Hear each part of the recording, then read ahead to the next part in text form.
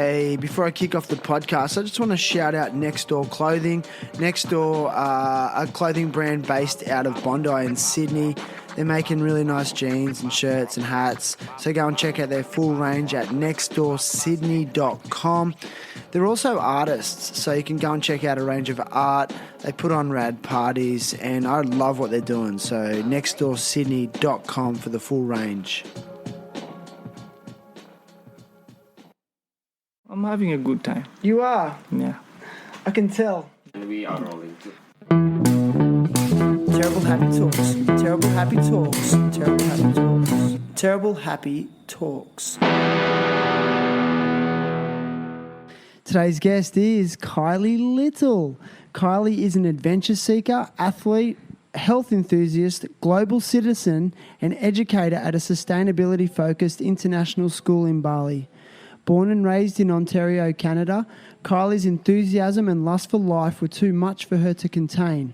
Since graduating from university with a master's degree and a 4.0 average, which she'll have to explain to those that don't know what that is, Kiley has spent the last 13 years teaching in schools across Southeast Asia, including South Korea, Thailand, China, Vietnam, and now Bali, Indonesia. Her personal travels have extended beyond 20 countries in which she sought out adventures, athletic pursuits, and took inspiring photographs along the way, some of which have been published in travel magazines. Her athletic pursuits include endurance events such as triathlon and Ironman. However, team sports, especially basketball, in which she played at a college level, and touch gridiron are where her passions lie. Kiley possesses an innate drive to continuously improve her health, diet, well-being, and physical fitness.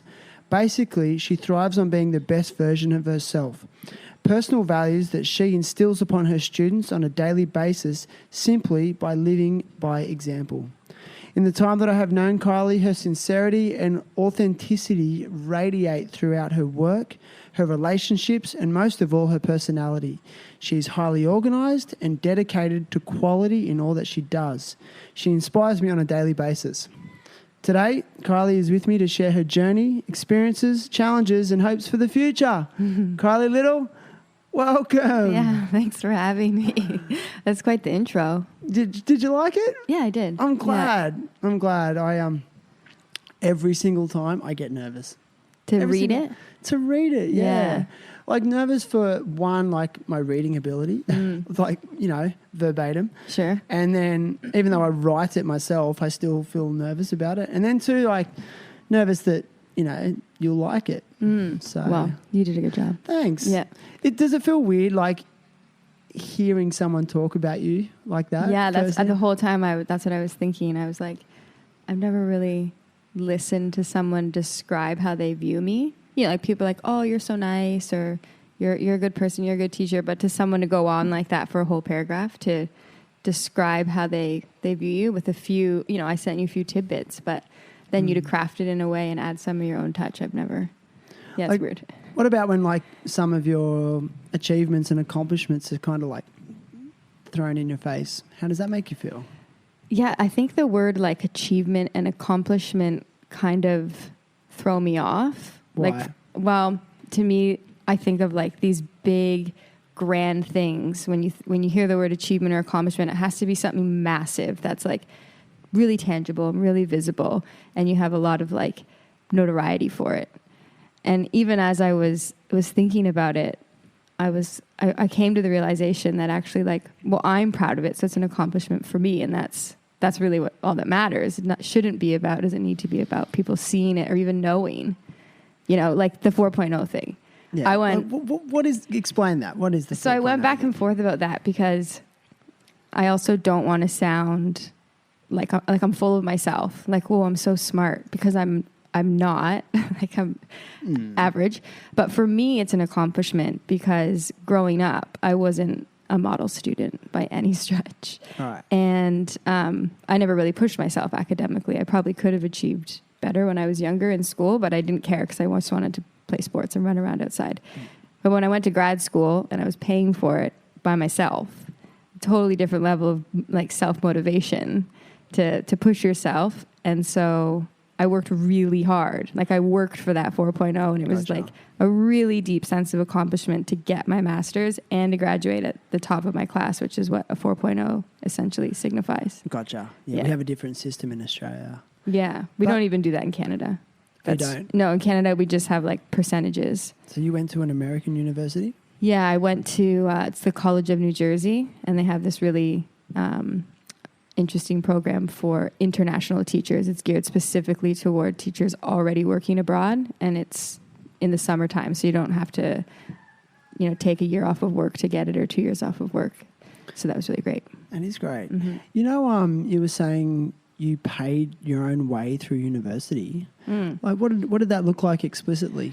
Did you work a job at the same time, or did you accumulate a huge debt like a lot of students do? Or? Yeah, well, I actually didn't, with my own money, pay my way through my undergrad, but in Canada we have something called OSAP, the Ontario Student Assistance Program. So I was able to get... Is that a government funded? It's a Same in government-funded Australia. student support. So I finished my undergrad with a lot of debt, yes. Yeah. Not anything nearly as close to what I heard a lot of American students leave school with.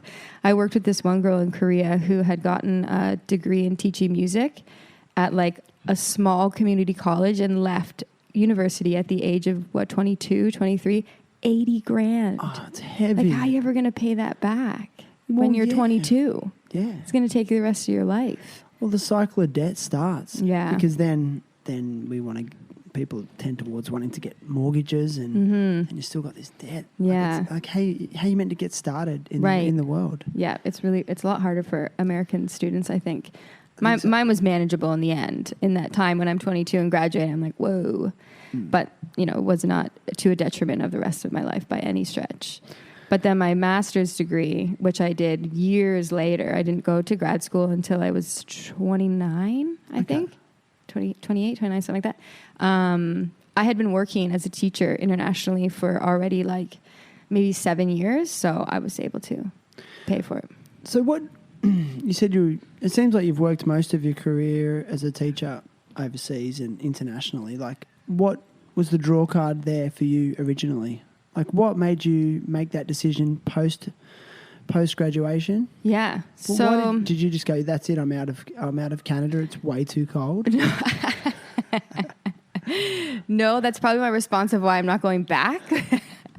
Now that I've lived in Southeast Asia for so long and the tropics or what a subtropics. It's a hell of a contrast, Yeah. let's be honest. No, I was graduating from my undergrad and didn't really know what I was going to do next. I wanted to go to teachers college. I didn't do the concurrent ed program. My school didn't have one, the school that I chose. And so I was going to have to go for an additional year or two for my teachers college. But I didn't have the grades to get in right after because it was a big, long story. I don't even know if we need to get into it. There's a reason why. I had grades. I graduated with honors, but there was like a large group of students applying to teachers college that year, larger than normal. So there was less spots. Becomes more competitive. And then becomes way more competitive. So years before me, the lowest average to get in would have been like 75. And the year I was graduating was like 85 or 90. And across my whole university career, I wasn't there. So I was like, okay, well, I'm going to have to take a year off before I go to teachers college. So what am I going to do? And one of my friends who was a year older than I was and out of school for a year and working and not loving her job. And she had some friends. Her name, incidentally, is also Kiley. And she had some friends already teaching in Korea. And they said it was amazing. So she was like, I'm not loving my job. I'm going to go overseas and teach. Do you want to come? And I kind of always knew I wanted to be a teacher anyways. Obviously, I was trying to go to teachers college. So I was like, yeah, let's do it. It's amazing. So we went, and I told a couple of my friends from high school, and we ended up having this group of about 7 of us that all already knew each other that all went over to Korea together to start teaching. Awesome. Yeah, and for some of them, it was just to get away and to go travel abroad. Yeah. And for others of us, like myself, it was like a start of my career, which I don't know that I really knew at the time. I thought I would go for a year. You just wanted to hang with the crew. Yeah, just wanted to be abroad and do something different. And I mean, Korea at that time, even now for people probably moving from Canada, but back then it was way less westernized than it is now. Like landing in Korea that first time was the biggest culture shock ever. No English signs. Had you traveled abroad prior to that? Not really. Like, I did this silly like grad school trip to Cancun. Like I was actually going to say, Kim, like Mexico. So I know that a lot of North Americans go there. I went to Cuba when I was a teenager with my mom. That would have been awesome. That was really awesome. Yeah. Got to go to like Che Guevara's, where he's buried in Cuba, and his monument. That was really cool. But no, I hadn't done any big trips abroad or anything. I hadn't been outside of like North America. Wow. And so, yeah, going to Korea was a huge, everyone was like, what? What do you mean you're just going to go to Korea? I was like, I'm just going to do it. Wow. Yeah. So then, yeah, without knowing it. And then when I landed, I thought, I'm going to be here 6 months. I don't even know if I'm going to make this contract. Why? What was your first impression when you stepped off that plane and you start driving from the airport to wherever you're staying, and you're looking out the window? Yeah, what were you feeling? Uncomfortable. You know, I'm in the most foreign place I've ever been in my life, and no one looks like me. No signs are in English. People speak English minimally. And what you might find very surprising is at this point in my life, I didn't even like to eat rice. What? I know, it's comical because it doesn't even taste like anything. I was the pickiest eater my whole life. What was your diet? Let me guess. Just like basic North American food. Oh, so much poutine. Really? I was just joking because it's the only Canadian dish I know. But poutine's good. Oh, it's great. Yeah, it's really good. Fries and cheese. It's terrible for you, but it's delicious. Especially like when you're leaving the bar. Yeah. That's what you do. Yeah, it's either a slice of pizza, poutine, or North American Chinese food. Oh, right. Yeah. I didn't get that. I did the pizza and poutine thing at 3 a.m. Yeah. I don't know. I just ate like normal white people, North American things like pizza and burgers and like steak and fries and like not a terrible diet growing up, but not super healthy. So you didn't even like rice. That's hilarious. Yeah. Yeah. So I was scared also of the food. I was like, what am I going to eat?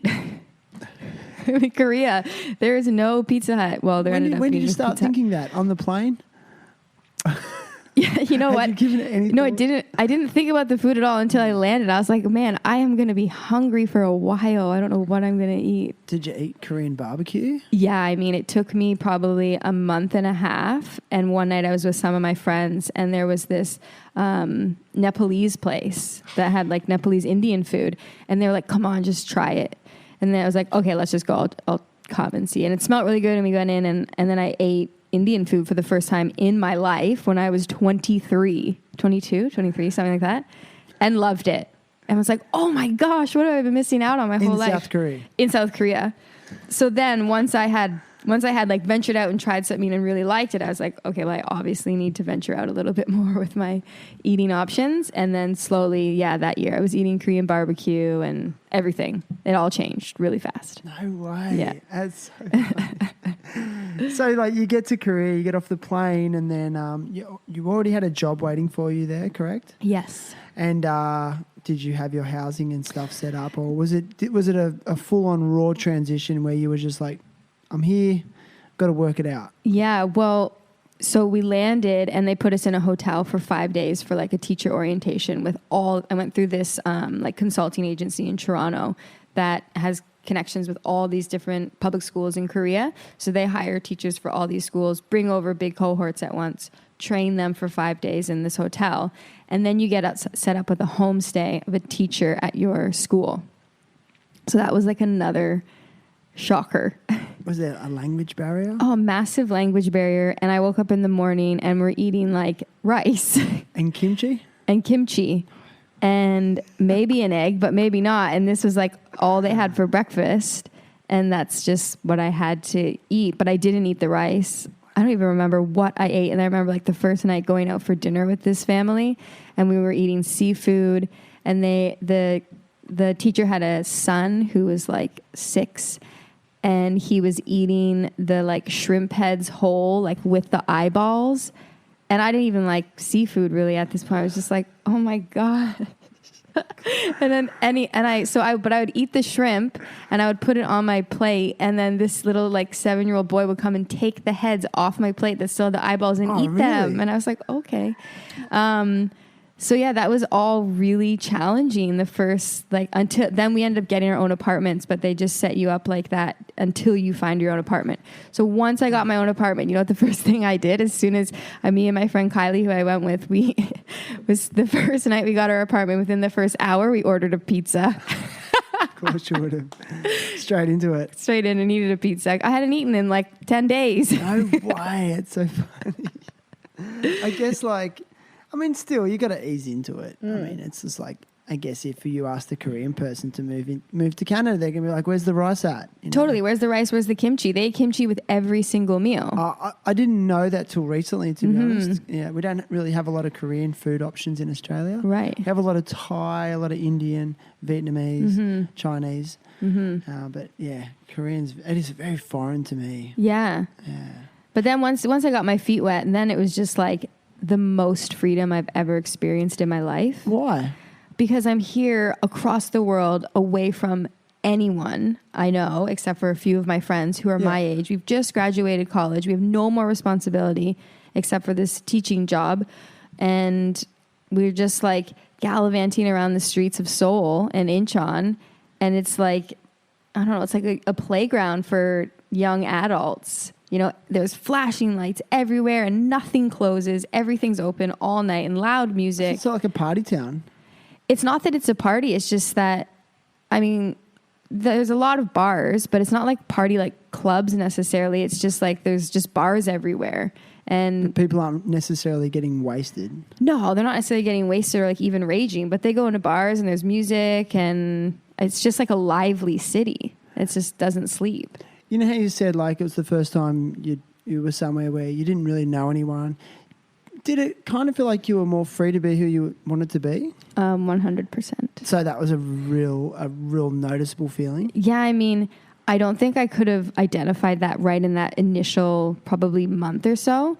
But within the first 3 months, for sure, it really started to settle in that I had this really unique opportunity to explore who I was and who I wanted to be without the restrictions of what everyone around me expects me to be because they've known me for my whole life. You know, like when you grow up in one town and stay there and never leave, you have all these expectations of everyone, your family, your friends, anyone who knows you, of what they think or believe you're going to become or do. And when you leave that and there's very few people, like literally 5 people around me that know me, it's like I could reinvent myself if I want. You know, I really identify with it because I had the exact same thing. The first time I traveled, and it wasn't until I was like 23 or 22, the first time I'd ever been on an airplane. And I remember like I actually moved to Colorado for 6 or 7 months and I worked and lived there. Yeah, it was amazing. Where? Breckenridge, Colorado. Oh my God, did you just snowboard like crazy? Yeah, like that's what I did, and I actually had the best job ever. I was a dishwasher in a restaurant called Rasta Pasta, like Rastafarian pasta. Yeah. I didn't even know they had their own pasta, and it was the best job ever. I just had the best time and made amazing friends. But I lacked a lot of self-confidence prior to that because of what you were saying, because I felt like I was always trying to meet other people's expectations and I guess ideas of who I was. And I felt very lost. I guess that's why I had that desire to travel, and I'll never forget it. I felt like I started to discover who I was there, and then my confidence grew. And then, you know, people were actually like used to think I was like funny, and I was like, no one had ever told me I was funny, but I think it was because of my Australian accent. I don't know. But I just started like actually like speaking my mind and being opinionated and things that I would never do back home. Yeah, I think it was interesting for me. So when I left that year, I didn't actually end up going home at all for about, I think it was 2.5 years before I went home. But I remember when I got home and I went to visit one of my friends, and I was really close with her growing up. I knew her since 6th grade. And so her mom was like another mom to me. And one of the first things she said to me was like, you just look so, like, you're so in yourself. You're so much taller, but not taller, just like you're standing taller because you look confident. Like you look like you're meant to be where you are and in your body and in your person. And she's like, you just look so different in the best possible way. And it wasn't like you're pretty look different or better. It's just like you're as a person, you know, like as a human being, you are standing taller. And I was like, saying that. Oh, I feel that way. That's the exact same. I remember I got off the plane and my father said, goes, oh, you look like a man. Like, and I was just like, why? He goes, and then everyone was saying, you look different. And I was really different. Like, and I'd only been gone for a year or maybe two, and same thing. But I must admit, while I was away, sort of like that first year or 6 months, I started to get a bit of like attitude towards home. I was like, fuck home. I'm never going home. Oh, I don't know. Me Did you too. go through that? Yeah. Yes, I really went through that. That really came actually more for me when I first went home. And when I went home after 2.5 years, I wasn't really sure what I was going to do. But then I got there and I started crying. I was like, I do not want to be here.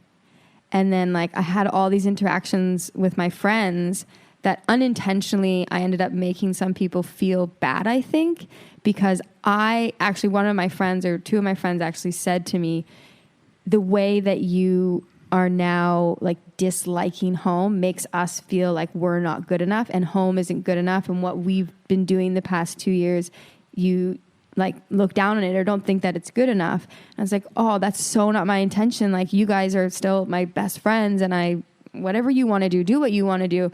I'm just realizing like this isn't the path for me. Like moving back and settling in and like getting the house and getting the job and all that. I'm like, I'm just realizing that's not for me. It's not where I'm going. And it's hard to express that without making others feel bad and making them feel like where they're at sucks. Yeah, and it can be perceived as pretentious. And I don't know what it's like in Canada, but we have this saying, like it's called the tall poppy syndrome. So if you're perceived as like maybe rising above or doing something that's a bit different, people will look to like chop you down and keep you at the same level. Like have you ever seen a poppy field? Yes. They're all the same, and then if a poppy grows above that, they chop it down so it's all even. Right. Or the crab in the crab pot trying to climb out, and everyone wants to put it back in.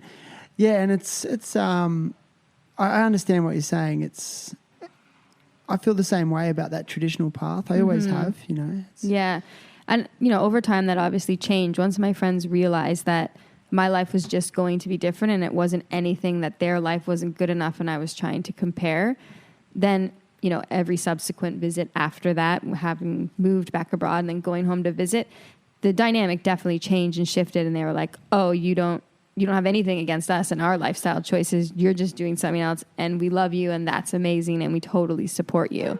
It was just that initial shock of like, because I was really sad and I was like hanging out with them who I hadn't seen in 2.5 years. I think a few of them came to visit me, and I'm just crying like, I don't want to be here. So did you just return for a bit of a holiday or were you back for good and then waiting to make your next move? Yeah, well, I didn't know, right? Okay, so I had just back. Yeah, so after Korea, I moved right to Thailand without going home to teach. So you got another job. Yeah. So you applied while you were in Korea. Yeah. Okay. Yeah. And then, was there for another year. And then my best friend and I, because she came with me from Korea, we both left Korea together. Not Kiley, the girl I lived with, my best friend from high school, Lynn's. And we went to Thailand, worked there for a year, and then we traveled for like 3.5 months after we finished our contract. And then I went home. So I was just like, I went home because I was out of money. Like I finished teaching. Thailand, you make very meager wages. International school? No, not really. It was like a kind of like one of those hybrid schools. It's like all the kids are half Thai and half foreign. And it was a kindergarten school. It was like a bilingual international school, but it wasn't. Yeah. One of the best experiences of my life, for sure. Why? Because I'm living in Koh Samui when I'm 23 years old. Yeah. I've been there. I've been to Koh Phangan as well. Yeah. And so we could go to Koh Phangan every weekend. And every full moon? I did not do every full moon because it does get overwhelming. But did quite a few. Yeah. And when you live in Koh Samui, everyone wants to come visit. I had so many visitors, so that was incredible. So you lived in Koh Samui? I lived in Koh Samui. Say, oh, hello, puppy. You're a dog. What's your dog's name? Oh, that's Millie. Hello, Millie. I thought it was the cat. Oh, no. Actually, I'm going to take a photo of the cat.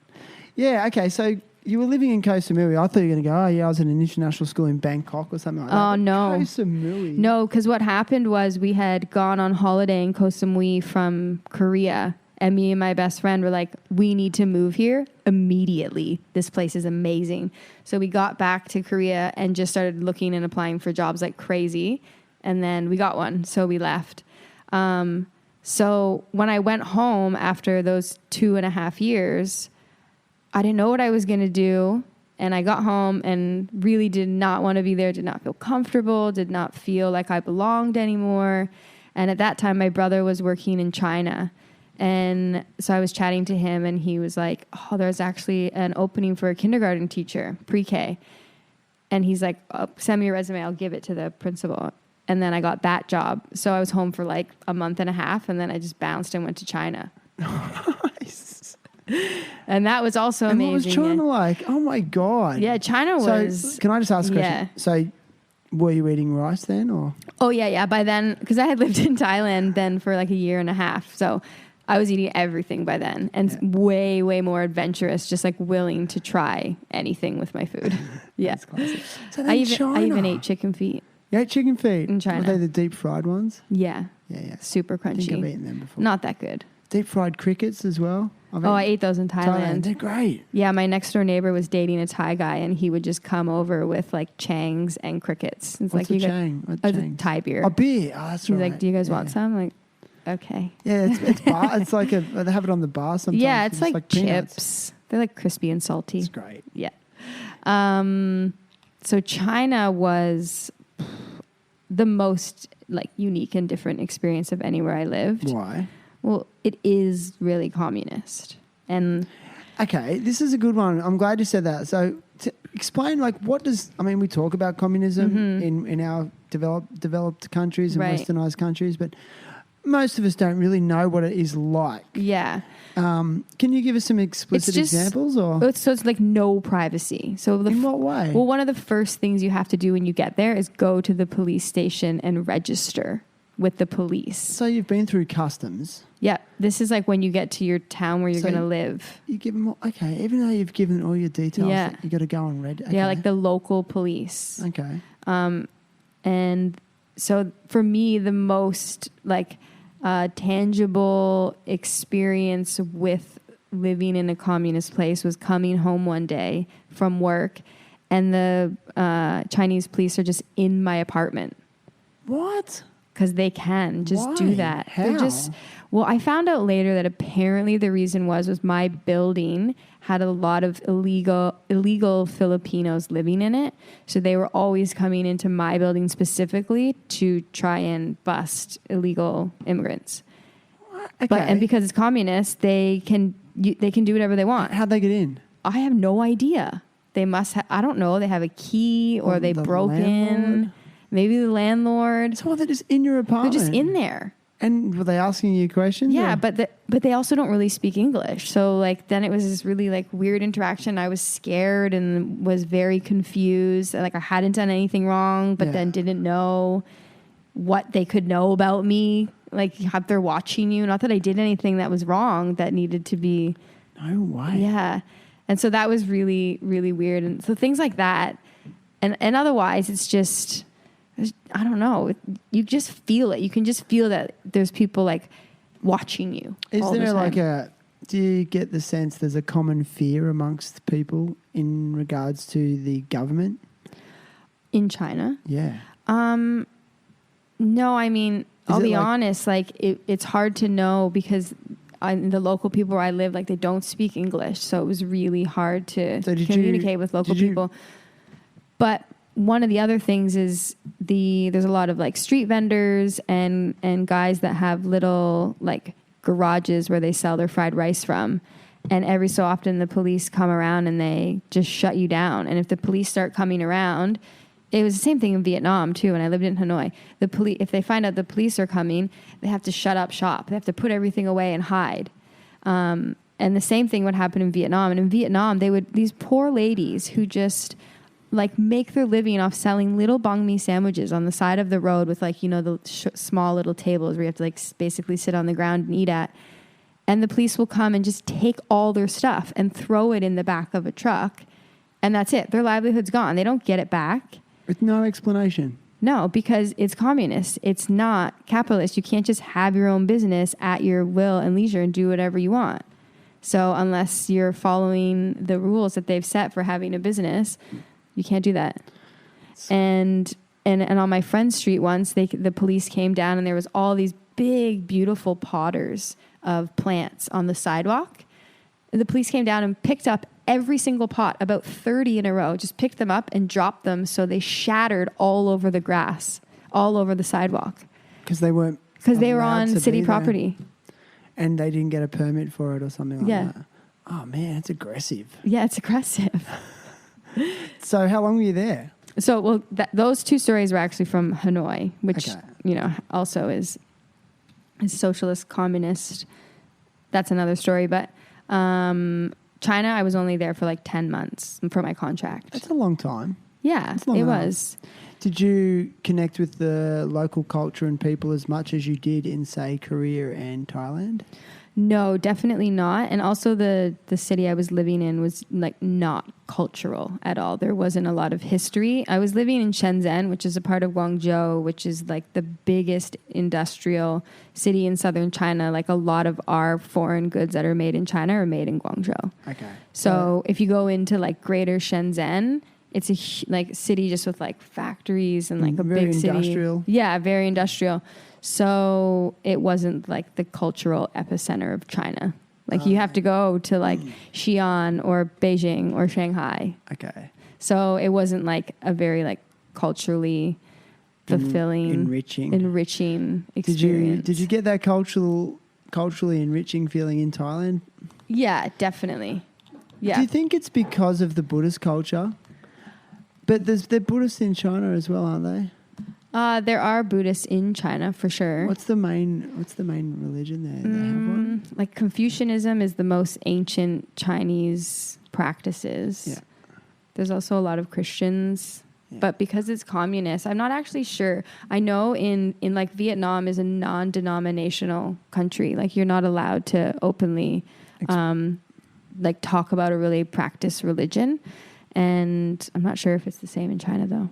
Yeah, interesting. Yeah. I wonder if people are scared to express their religious beliefs as well. I think they're scared to talk about religion. They're scared to talk about politics because, in communist societies, people are watching you.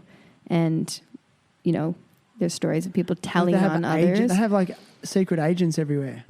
Well, I mean, I don't know. Like living there, it's not like I uncovered all of these things about like China's secret agents that I didn't know about, but I know about China's secret agents from like podcasts that I now listen to, not from my experience of living in China. Yeah, right. So, okay, you did 10 months in China after your contract was up, and then where? And then from China, I went back home. And then I was actually supposed to move to Colorado. Okay. Yeah, I was going to move to Colorado and do a ski season. I can't remember where, if it was Breckenridge or not. And then that fell through. So that's when I got a job working at a marketing agency in Toronto. That's a contrast. So you then actually did the working thing back in Toronto. Yeah, and then I was like, you know what? Maybe I just want to stay home for a while and see what's going on here. And I couldn't teach back home because at that time I didn't have my like proper teacher certification. So I couldn't teach, and, just through connections and knowing people and being in the right place at the right time, I got this opportunity. Why marketing? Like, are you... Well, it's not like I sought it out. Okay. Like it just kind of happened. And the type of marketing that I was doing, like event marketing, is, really aligns my personality. I'm outgoing. I'll talk to people. You're working at big events, downtown Toronto. So it's really social, really fun. I was working for a telecom company. So we're like sampling phones, and there's always cool technology to play with at our booths and setup. So it was really fun and interactive. So it was definitely aligned with, the type of person that I am.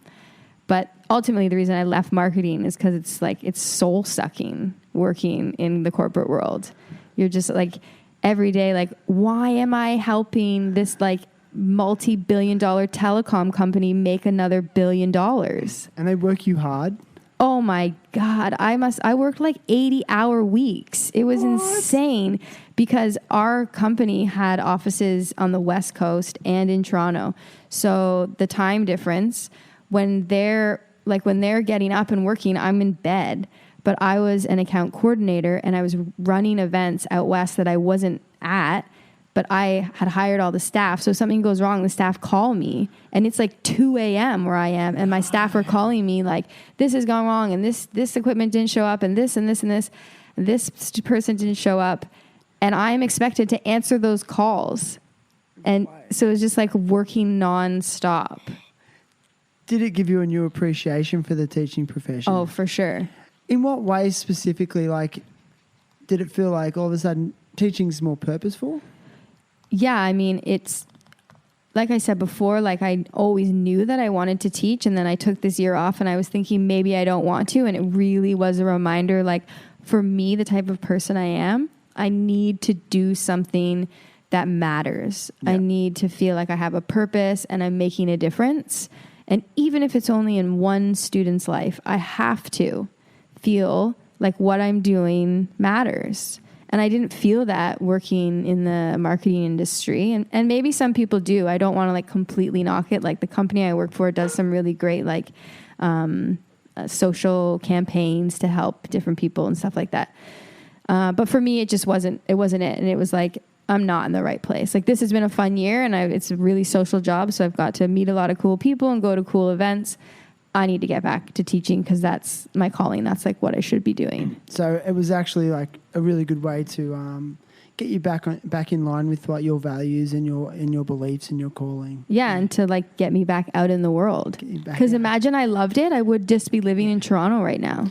It's funny when you said that to get you back out in the world. When I first decided I wanted to become a teacher, I was like, oh well, because I said like I want a job that I can do where I can travel and work and make a living. Teaching's perfect for that because they're the things I love. And really, like, for the first, like, 10, 11 years, 12 years, I had 2 jobs, like, 2 schools. And I was like, and it was one day I said to my wife, I was like, you know what? Like, when I started this profession, I was like, I'm going to travel all the time as a teacher and work all over the world. And I've never done it. And so, yeah. Like, so Bali's your first international experience. Yeah. Working as a teacher. Mm-hmm. Yeah. So, and like, you're very much on the same. You've been doing it though, pretty much for a majority of your teaching career. I've never taught in Canada. That's where I find you really interesting because you are really the epitome of an international educator. And there's not a lot of people that can actually say that. A lot of them will be like, yeah, I started, at my public school in my hometown and and then I wanted more, but you were just like, nah, I'm going right out there. And like, how have you found though, like, I'm struggling with it and I'm still learning, like adapting to different cultures and teaching in places where English is the second or third language. Yeah. Well, early on in my career, I was an ESL teacher. You were? Yeah. Cool. So I started in Korea, I taught ESL. And then in Thailand, it was like ESL English for kindergarten kids. In China, I was working as an ECE teacher, like early childhood, but there was no English kids in my class. I had the most diverse class I've ever had in my life, and there are 4. So I had Chinese, Korean, Italian, French, Japanese, every nationality you could imagine was in my class, and nobody spoke English. So I don't even know. The kids were like not even communicating in words ever, or they all just talk to each other in their own language, and somehow they all know what each other is saying. And it worked. And they play together, and it's like the craziest thing to watch and observe as a teacher, as an educator. You're just like watching these little kids, and none of them speak English, and none of them speak each other's language. And they're all having the best time ever. And they're playing all the normal things kids play. Like they're playing house and they're playing with the trucks and the blocks and talking to each other the whole time, but no one's speaking the same language. They're speaking body language. Yeah, they're speaking body language, eye contact, they're laughing, they're having fun, but they're still like saying words at each other, but no one knows the words. And it's Me just too. amazing. But look, like, when you think about communication, verbal communication is a very small part of it. I mean, even right now I'm talking to you and I'm waving my hand around and you're looking at me and you're nodding. So that's telling me that you understand what I'm saying. And Right. I'm smiling. And so there's the facial expressions, the body language, and then you can even go another step further and use cues like signs or pictures. And Right. So is that what you were doing? A lot of that kind of stuff? I mean, like, trying I to was teach it? definitely doing a lot of hand motions for Were you that year. putting the alphabet on the board and go like point A, Yes. A, like copy the Yeah. A. Yeah, there was a lot of like made up sign language and a lot of just not actually really saying much, but just playing and engaging with them. And because they're 4, right? And it's ECE, so it's a lot of playtime. And when I'd read books, I'd read them in English and, there's pictures. So you're using the pictures to try and describe what's happening and stuff. But I think my early career in ESL teaching has made it easier for me to transition through all these different Asian countries with the language barrier. Like, of course, it's a barrier, but you can find your way to communicate and you can find your way around. And I'm definitely not great at languages. Like, I'm not one of those people that can very quickly pick it up. And I'll be honest, embarrassingly, I've never really put in a fair effort to learning any of the languages of the places I've lived. But I've always learned enough to like take taxis and order food in a restaurant. And Do you think that's because you knew there was a time limit to each place you were at? that was always the thing. And in retrospect now, looking back, I don't think that was fair to myself or to the culture, the place I was living. I think I could have given more many times, like I did always say that. I'm like, well, when am I ever going to need to speak Korean once I leave Korea? And like, how long am I going to be here? Yeah. It's going to be like so much time and energy put into learning this language. I'm never going to speak it again. But actually, like when I look back on it, I wish that I had, put a little more effort just out of like respect, because like that's the thing. We as English speakers, we go everywhere and just expect everyone to speak our language. And we're so disappointed. We're like, oh, no one speaks English here. It's like, yeah, but you're in Vietnam. So why should they? And then I haven't been like overly willing to try and learn any of their languages. So why should they learn mine? Exactly. Like, it's not fair.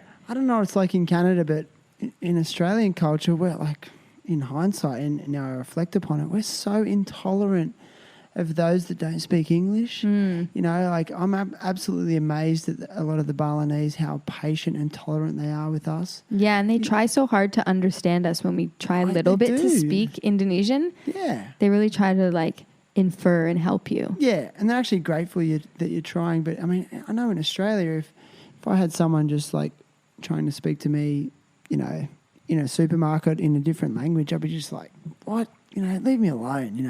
It's really like that. Yeah, I know. Whereas here, they'll actually give you the time of day. Yeah. Have you found that same level of tolerance and patience across Southeast Asia?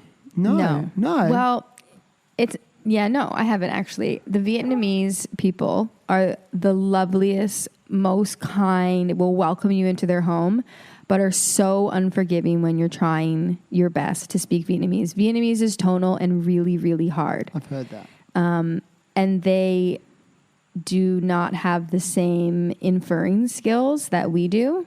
That's what I'm chalking it up to. For example, I'm getting in a taxi to go to the train station. I have my bags, like it kind of looks like I'm going somewhere because I have more than one bag. The train station in Hanoi is called Hanoi Ga, Ga. Ga also means chicken. So I get in the cab and I'm like, Hanoi Ga, like I want to go to the train station. And he is dumbfounded. He is looking at me like, why do you want to go and buy chickens right now? I'm like, well, obviously I don't want to go buy chickens. I have all these bags. I want to go to the train station. But he wasn't even trying to understand Was it because your tone was wrong? Probably. Oh my God. Yeah, it's probably my fault.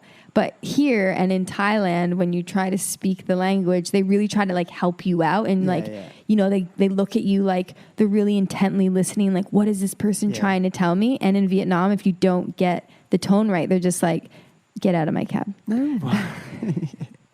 Brutal. So it's tricky, but it's not mean. It's just, it's a different culture. Like like you either speak it or you don't speak it. Yeah. So listen, let's go back a little bit. So you were born in Ontario, Canada. Yeah. Okay. So can you maybe describe like what that's like, that area that you grew up in, like maybe geographically?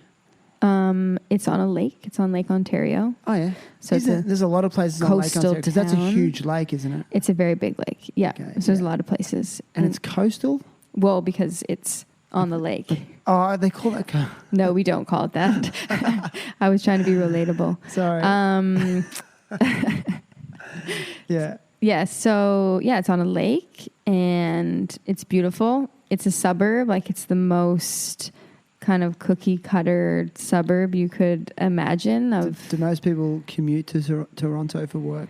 When I was growing up, I don't think, no. I mean, yeah, there's a lot of commuters. There's a lot more now because as Toronto itself as a city has gotten bigger and more expensive, a lot of people have moved out of the city into the suburbs. And now Burlington is technically part of what we call the GTA, the Greater Toronto Area. So people now are living in places like Burlington and commuting to work a lot more than I think when I was growing up. But I mean, my parents didn't, so I don't really know. But so it's a nice place to grow up. yeah, it was a really nice place to grow up. Super safe. Like I would be out riding my bikes around the streets till all hours, like really safe. My parents never worried about letting me go to a forest or go down to like the ravine, or we'd play hide and go seek in the dark in the street in the summer all night. Gotcha. And there was no concern about something going wrong. It was like a very safe place to grow up. Nice. And school was good in your early years?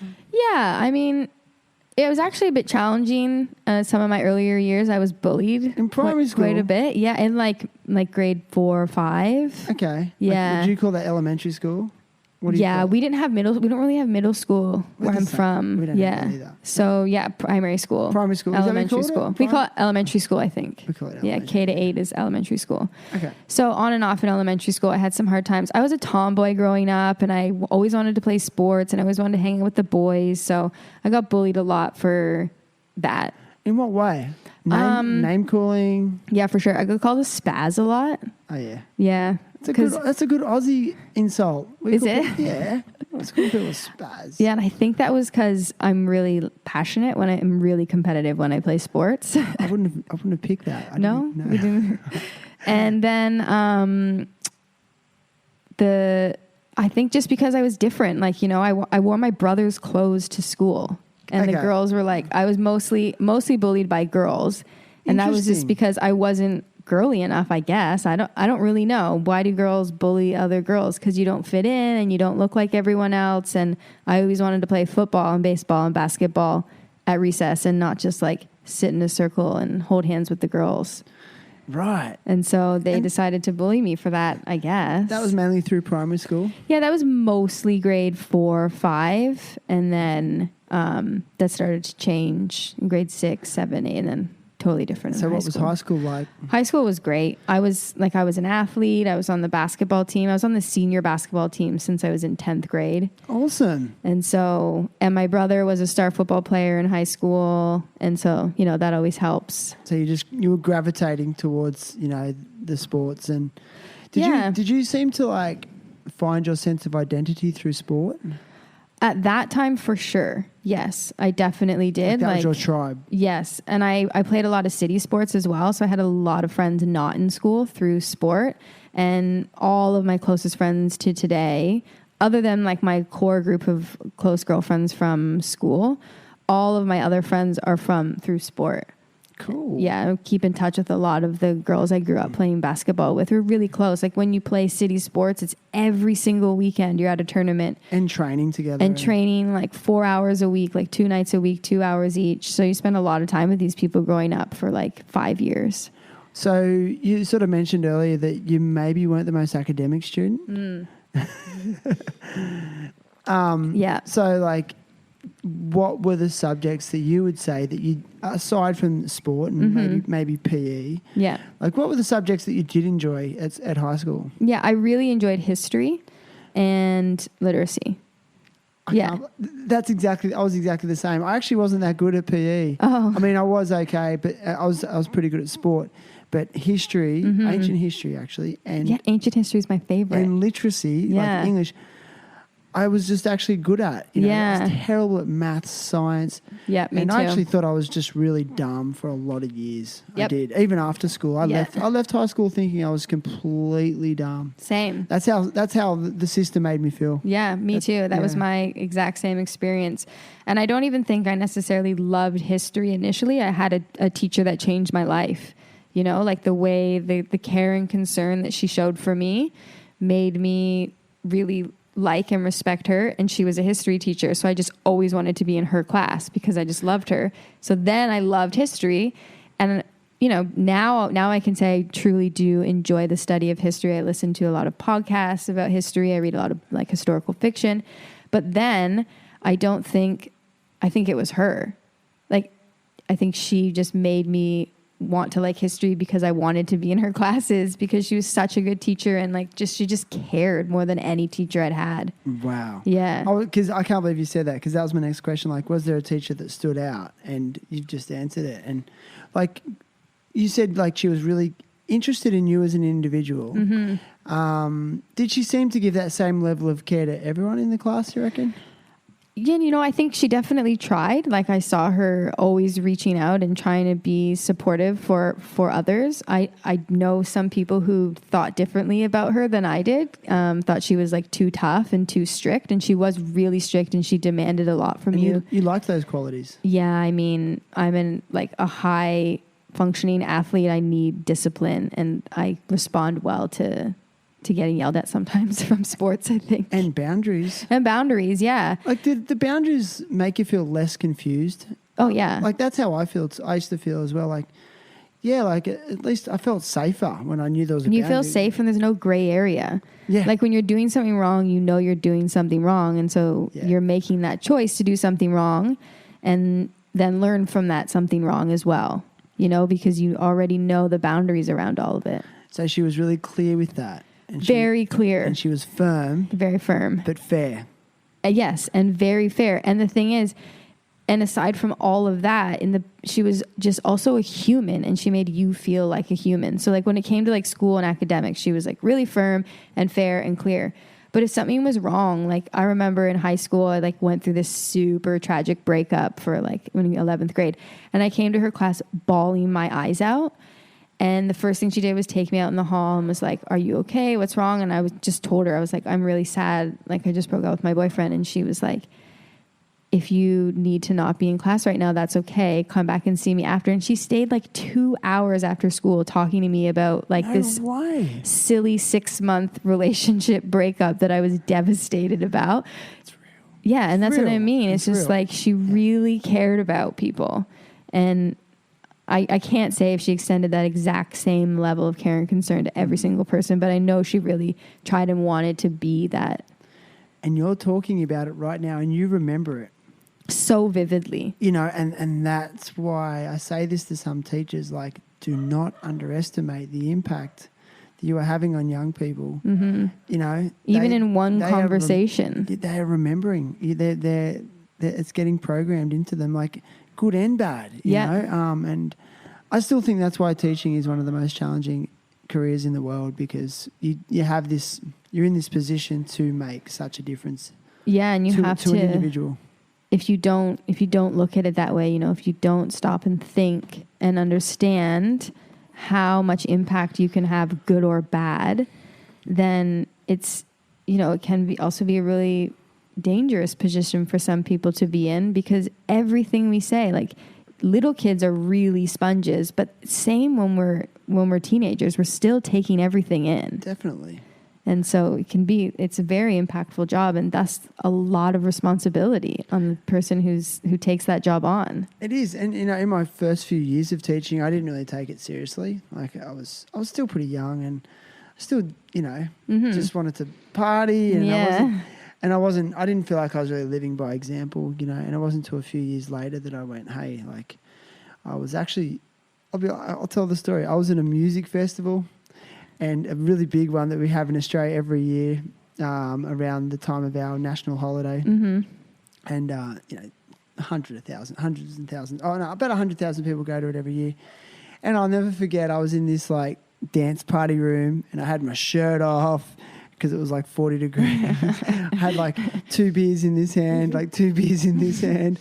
And I'll never forget, like this kid he would have been like grade 11 or 12. He's like, "Hey, Mr. Farrugia, how are ya?" And I was just like, I looked at him and I just got really embarrassed. I was like, he had only seen me as this one person, and then he's seen me as this. And I'm allowed to be human. Right. And I wasn't doing anything wrong. Yeah.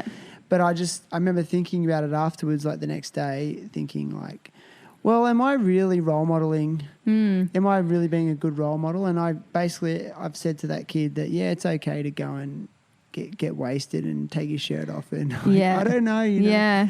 And it was, like it was the a bit depth of a of kick your up responsibility kind of just kicked in. It did. It was a kick up the arse, and it was like, I guess as part of me growing up too, and as an adult, just went, okay, well, like, yeah, that's maybe not cool anymore, considering my position in society now. Yeah. You know. Mm-hmm. You have to be more aware.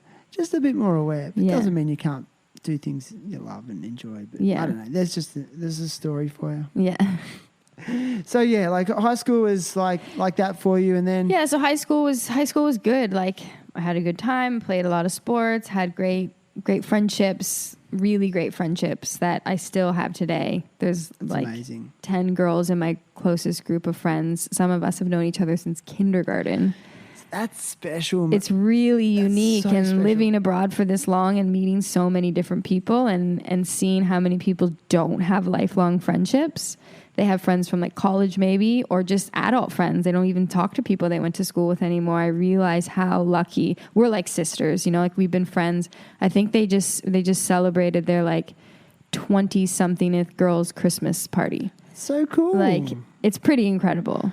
It's a great bond. Like. Yeah, it really is. It's really unique and really special. So all of that blossomed out of my high school career. So did you then transition like straight from high school to university? Or? Yeah, so my goal for basically all of high school was to play college ball. That's all I wanted.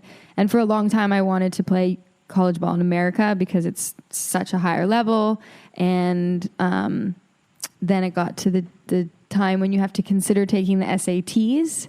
Do you know about the SATs? It's like a university entrance exam. Yeah, for America, which is very American-centric, and I hadn't been studying like American studies in Canada. So, and I was not a good student, so I was super intimidated and was like, nah, not doing that. So I'm not going to go to university in America. And then I ended up getting recruited by a Canadian university to play ball. Amazing. So that was, it was like a dream come true. So they recruited you on a scholarship program? Well, you can't really give back then. I don't know now, but you couldn't give athletic scholarships. You could give academic scholarships, but I didn't have the grades to get that.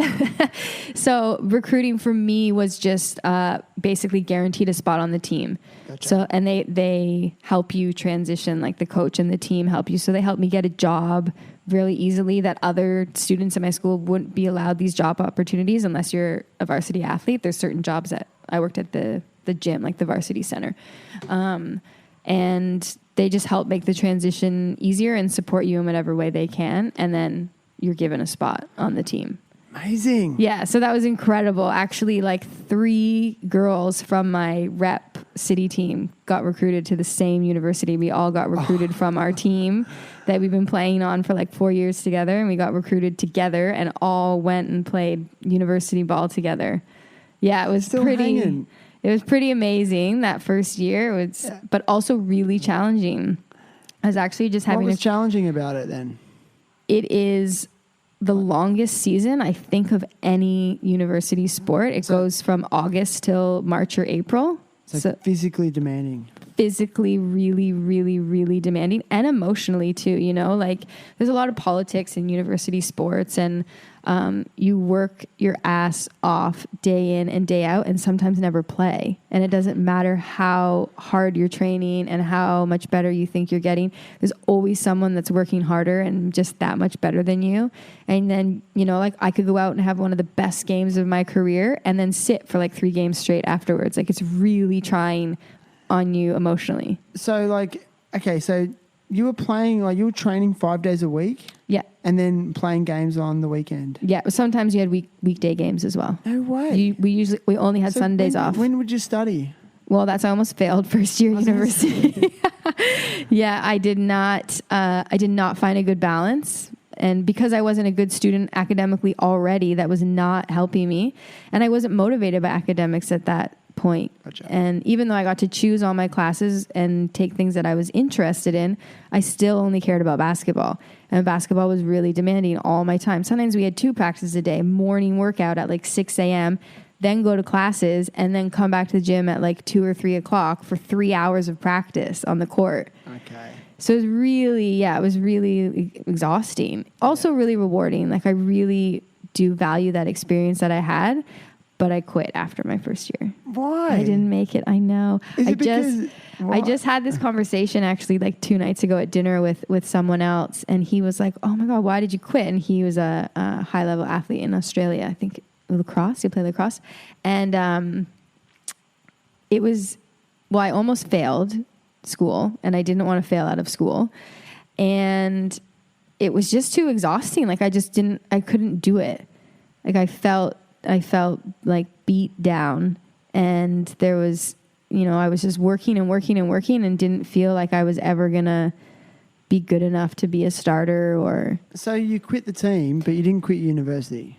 Right. Yeah. So I didn't, after that first year, I started to go to training camp, and a few weeks into training camp, I was like, the truth is my heart just wasn't in it anymore at that level. And if you're going to play at that level, you have to be passionate about it.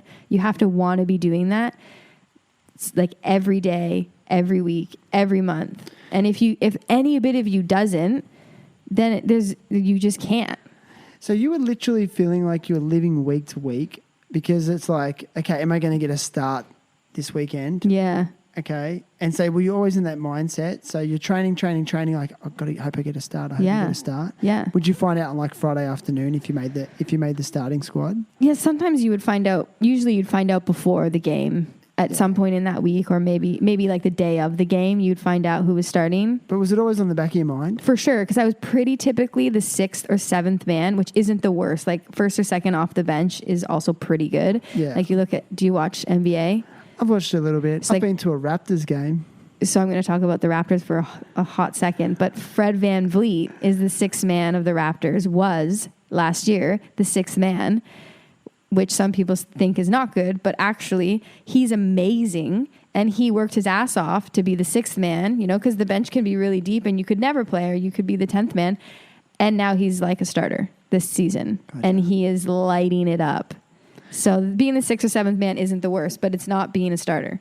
Gotcha. And when you're a competitive person and a high level athlete, you want to be a starter, you want to be the best. You want to start. Yeah. So it was just, I didn't feel that same passion that I had felt for my whole high school career and the going into university. And I was like, is it worth jeopardizing my academics and my failing university if I'm not passionate about it anymore? And I was just like, no, I'm going to focus on school now. That would have been a sad day. It was, it was hard. It was a hard decision. I think my parents were probably more sad than I was. Really? Well, because I thought the parents would have been like, screw the basketball, go and get good grades so you can get a good job. Isn't that what parents do? Yeah, I think my parents just were disappointed that I quit. It wasn't about that. The reason that I quit, they just didn't want me to be a quitter. Ooh. I see. And they weren't like super mean about it. There was like maybe like a conversation of disappointment expressed, and then it was like, whatever, like if you want to focus on school, that's fine too. I think they were just disappointed that I was quitting and giving up already after one season. Yeah. But it was a great experience, and I got a lot out of it, and I played basketball at a competitive level for so long, and it has completely shaped who I am today, how I lead, how I teach, how I coach. How'd that happen? That was trippy. Your TV just turned itself on. It might have been the dog. It's okay. And the other night when I was having this conversation, the guy I was speaking to was like, so do you regret it? Do you regret quitting college ball? And I was like, kind of. Because the year I quit, like the next season, they made it to nationals, and the next season they won. And if I had stayed, then I could have been a part of that, which would have also been really amazing. But then I also was like, you know what, but I don't regret it, because what was I going to do after university with basketball?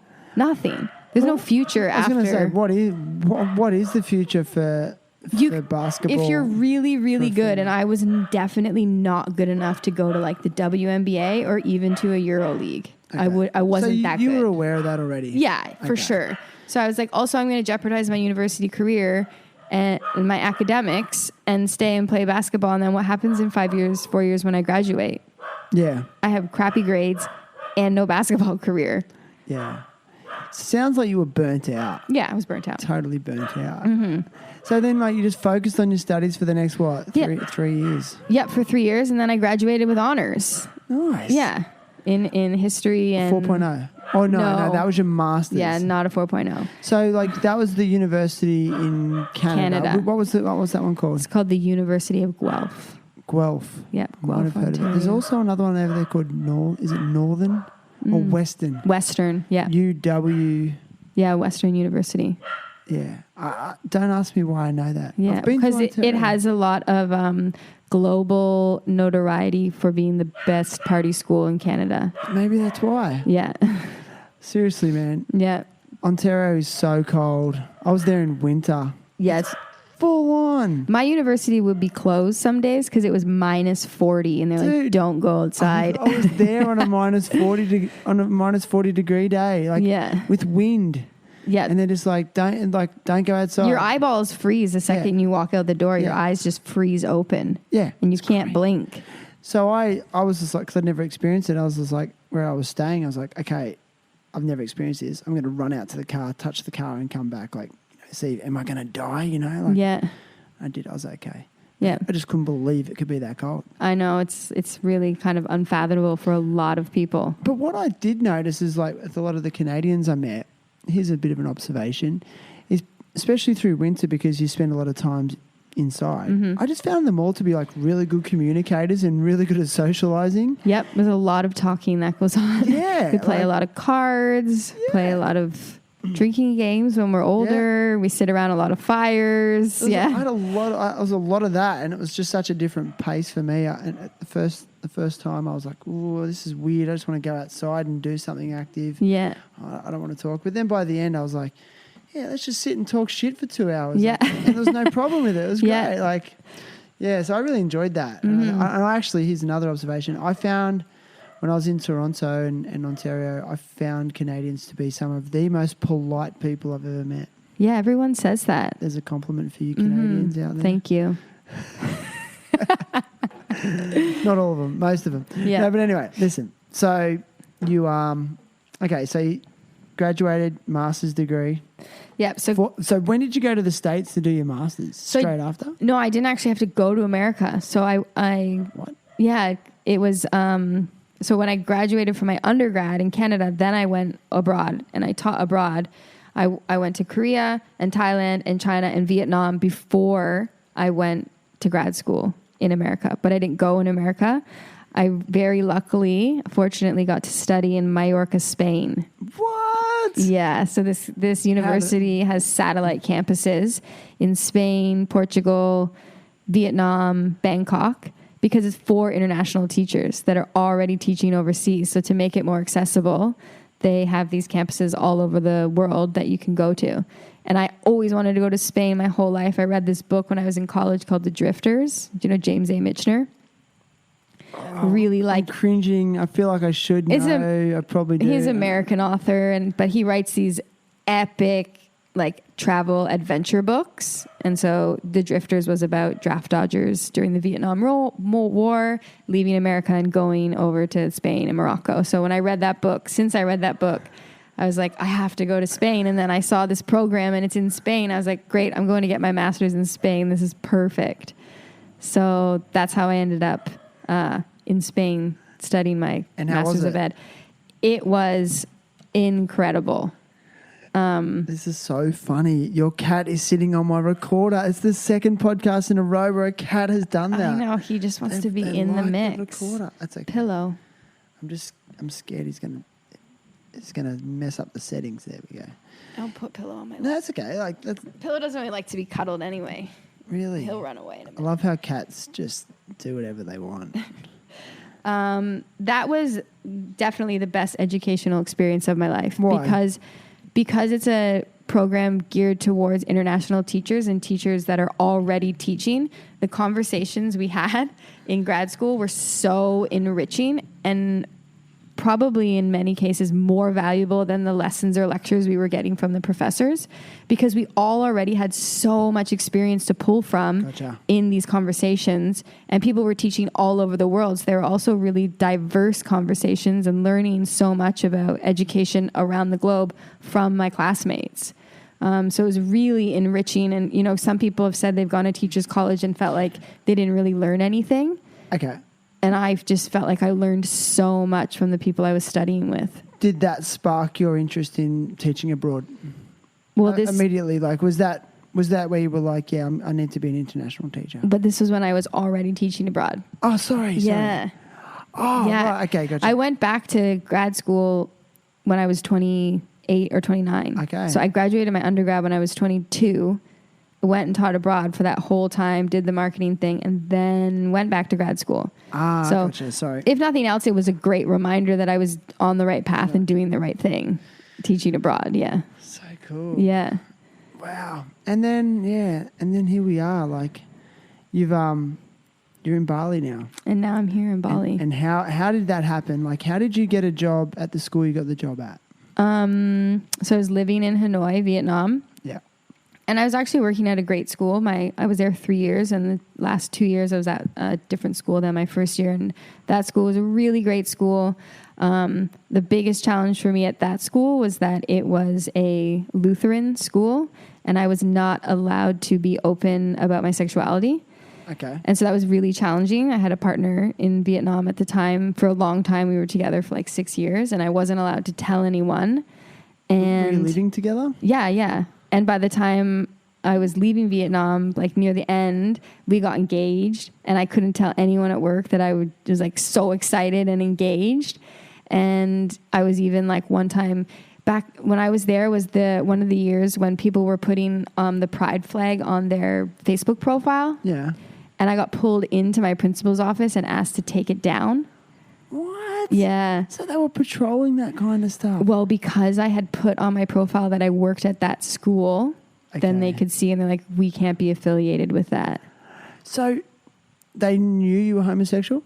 So some people did, the people I was closer with, and they didn't necessarily all care, but they were like, you cannot tell the parents of their students. You can't talk about it with your students. And Who was telling you that, though? The other teachers or the administrators of the school? Both. And there were some teachers there who were like homophobes and like anti-gay for sure. Excuse my ignorance, but That's okay. What does that feel like to be told that you can't be who you want to be? Yeah, like when I got pulled into my principal's office and told to take down that picture off my Facebook profile, the flag, I cried in his office, and I left crying. It feels terrible. Yeah. It was really interesting though, because how did he respond to you? He was like, look, I don't care. Totally. He was like, this isn't coming from me personally. He's like, you know that we are affiliated with and funded by the Lutheran Church in America. And right now it's swinging really conservative. So they're really having an eye on this kind of thing. So we, as a school, if we want to get funding, we have to be really careful to make sure we're aligned with what the church is aligned with right now. And most of my colleagues and the ones that knew did not care. And they were really supportive and were like, we don't care. It's in your best interest not to tell the families and the students. There's a lot. Everyone's really Christian, you know, and they just didn't want to deal with it. Yeah. And sadly, I'm used to that. Did it feel like discrimination? Yeah, for sure. And ultimately, that was the reason why I knew I had to go. And it's still, though, what's really interesting is that they were so loving. And that was one of the first times in a long time I really felt like held in a school by a staff, like we were a family, and it felt really great to be there. Gotcha. There was just that one piece. So I don't want to completely discredit the experience or the people or anything, because they were still really loving and accepting, and like they knew, and they weren't like not giving me a job, but I just wasn't allowed to be open about who I was. And I guess I was just used to it. You knew what you were entering into before Yes. you were there. Yeah, I knew that. So there's no major surprises until... It was still a bit surprising that it was that drastic that I couldn't tell anyone. I knew I wasn't going to be like openly like, kissing my girlfriend in front of people at work, but I didn't know the extent that I was going to have to refrain from sharing. Gotcha. And then that just became, and my girlfriend didn't work at the same school as me, so it was also easy to just, doesn't matter. But it was weird when people were like, I want to set you up with this guy, and I'd have to be like colleagues would say that, and I was like, just kind of enjoying the single life right now, so no thanks. Has that been a common theme? Yes. It has. Yeah. Yeah. And like, have you like, if you don't mind me asking, what other ways have you experienced discrimination?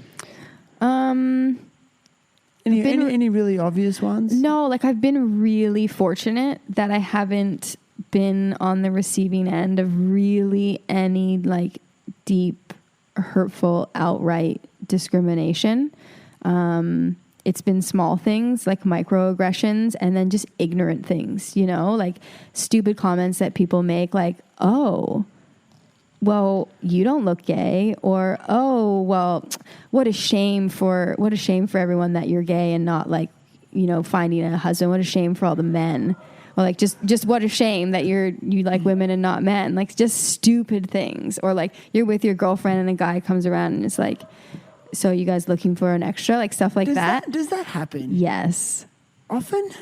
Not anymore, because I'm not really like going to bars and stuff anymore. But yeah, earlier on, for sure. Like when me and my girlfriend were living in Korea and we were younger, we're like 26, 27, 28, 27, 28.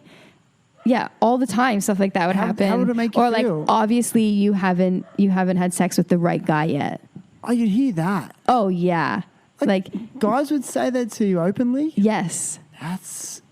I know. So I guess that's discrimination, but it wasn't like hurtful. It's comical. It's just like, yeah, okay. Because I've been with guys. I wasn't openly or out my whole life. What things have you done in your life and strategies have you put in place to adapt to that ignorance and I guess, it's comical, some of that stuff that you're telling me. How do you adapt to it? Do you just shrug it off with some humor? Or? Yeah, you just have to because, there are definitely times when I might say something back, like, that's not cool or not necessary but I'm just not going to get into it because it doesn't matter. Like, it's not my concern what you think or feel about my sexuality, and I'm not going to try to convince you about my sexuality or anyone else's. So I just try to make light of it and find the comedy in it because what else can you do, right? And you've developed some resilience. I think so, yeah. It definitely wasn't like the easiest coming out experience for me in some ways. And why is that? My mom was not the most supportive when I came out, and that was really challenging. We had a really contentious relationship for probably about 5 years until we got to a place where she was more accepting and understanding of it, but that was really hard for me. And luckily, other than her, everyone else was really loving and accepting. My dad was, my siblings were, all of my friends were, and a lot of my friends were like, okay, not surprised. But that, your mom is like your most important person in your life for a really long time. And to think that there could be one thing that could change everything that's actually not hurtful, not hurting you, not hurting anyone else. You haven't committed a crime. You haven't killed anyone. You're not a drug addict. You just love someone that they're not expecting you to love can cause such a rift in your relationship. It was really challenging. But that too has built my resilience. I also really admire the courage to be honest with yourself and inside. And do you feel that once you broke down that barrier of being completely honest, because I feel like when you come out, that is a self-honesty thing. Yeah, yeah. And I know with myself, I'm probably dishonest with some of how I feel inside about certain things. Yeah. And I think there's a lot of people who will actually live with dishonesty within themselves for Yeah. many, many years. Yeah. So once you broke that first barrier down, was there a real sense of freedom? Yeah, definitely. It was like Was it like the a weight off your back? it was like the biggest weight was lifted off my shoulders. And, you know, going back to that story I said of being gone for 2.5 years and coming home, my friend's mom saying, well, you just look like you're standing taller and you're really in your body. Like, I had come out to myself and a few of my close friends in those 2.5 years I was gone. So she didn't know that, and a lot of people didn't know, like, and her daughter who I was friends with didn't even know yet. But I had come out to myself and I had accepted it about myself, and that's what she was seeing. Like, I was way more in my person, and that was the biggest part of that process was really, and that, you know, living abroad gave me the opportunity to do that. What we were talking about before, you just like have this opportunity to be whoever you want to be because you're not constrained by all these expectations of everyone you grew up around. And so it was when I went to Korea that I was like, I literally woke up one morning and was like, I'm curious, and I can be curious because no one knows me here. Did you feel like I could be curious safely? Yeah. Without judgment or ridicule? Yes, 100%. And I told my best friend immediately, who was living with me, and my roommate Kai. I told them right away. And my best friend's first response was like, yes, we're going out tonight. We're going to find you a girl. Like, she was super supportive. And yeah, I don't know if I would have done that if I was in Canada. That was my next question. Do you think it would have been delayed many years if you hadn't have travelled and hadn't have taught and moved abroad? Yeah. Do you think like you probably would have got to it, but it would have been a slower, longer process? Yeah. Actually, what's kind of scary to think about is when I went to Korea, I was dating a guy, and I dated him for 3 years of university, and we were still together when I first moved to Korea, and then we broke up about a month in. But if I had stayed, like, I could still be with him. Like, I could have married him because that's what I was supposed to do. And I loved him. You know, we were like in our 20s and we were together for 3 years and our families were friends and it was comfortable and easy. And I could have been married to a man, and that would have been, you know, in some ways way harder because I would have had to like really hurt someone to feel like I could be myself and to come out. You know, so I'm just really grateful that I decided to leave and then had that opportunity, because I don't really want to think about what would have happened, how long I would have waited, and how many missed opportunities I would have had of being able to like find out who I really am if I had just stayed in Burlington, you know. It's just so rad to hear. It's inspiring. Whether like you could relate your experience to a lot of different scenarios, whether it be sexuality or whether it be, you know, this journey into spiritual discovery or religion, even just self-discovery. You know, you think about how many people are just living their life the way they're living it, and not that anything's wrong with it. It's just that they're just living their life and they're not really questioning anything, and they're just doing what's expected of them, and they're not doing any soul searching or any like inner work to find out who they really are. Do you? I mean, maybe your situation is you were forced to do inner work. Maybe that's what it does. It forces you to do. Yeah, I mean, I think and I don't know if it's attached necessarily just to coming out or if it's because I've lived abroad for so long, but I think coming out and being willing and ready to accept who I was and to look at who I was and who I had been and who I want to be was really the start of my journey of really deep self-discovery. You know, since then I've done a lot of self-discovery. So that's what I was getting at before. Do you think it was the first step in this journey of self-discovery? In retrospect, now that we're talking about it, I think for sure it was, you know, like what other directions has it taken you on that journey then? Yeah, like I've gone down the spiritual route of trying to get in touch with my inner spiritual self. I did an 8-day silent meditation retreat in India. And was literally silent for 8 days in a row. And that's a lot of time for introspection. Oh man, honestly, I don't think I could live with the chatter in my brain for that long. Does the noise chat? Does the mental chatter settle down? Yeah. After? For me, it was the first 4 days were like a lot of chatter. Like, am I meditating right? Am I doing this right? Am I getting anything out of this? Everyone's walking around like we're in a mental institute. No one's allowed to look at each other. You're not allowed to smile. People are hugging trees. Like, where am I? What am I doing? Can you have physical contact with people in terms of hugging and shaking hands? No, you're not supposed to. Like, they encourage you not to, because it's supposed to be like you're really in yourself, in your body, in your experience. And then something just happened on the 4th day. Like, I actually left the little retreat area and went for a walk by myself at sunset off of the property where the retreat was happening. And when I came back onto the retreat, I could literally feel the energy. Like, it was palpable.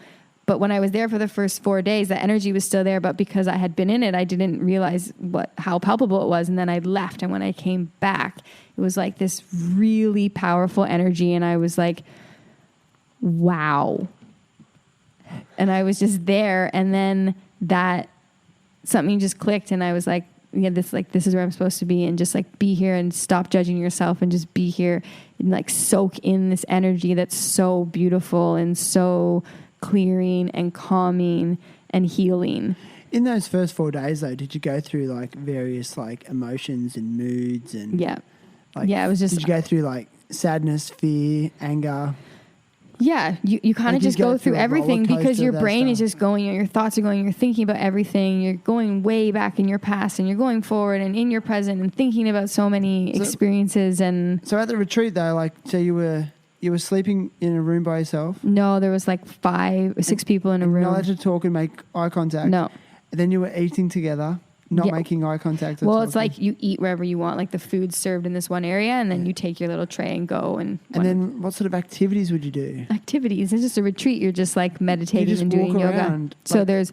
Were you bored? No, actually.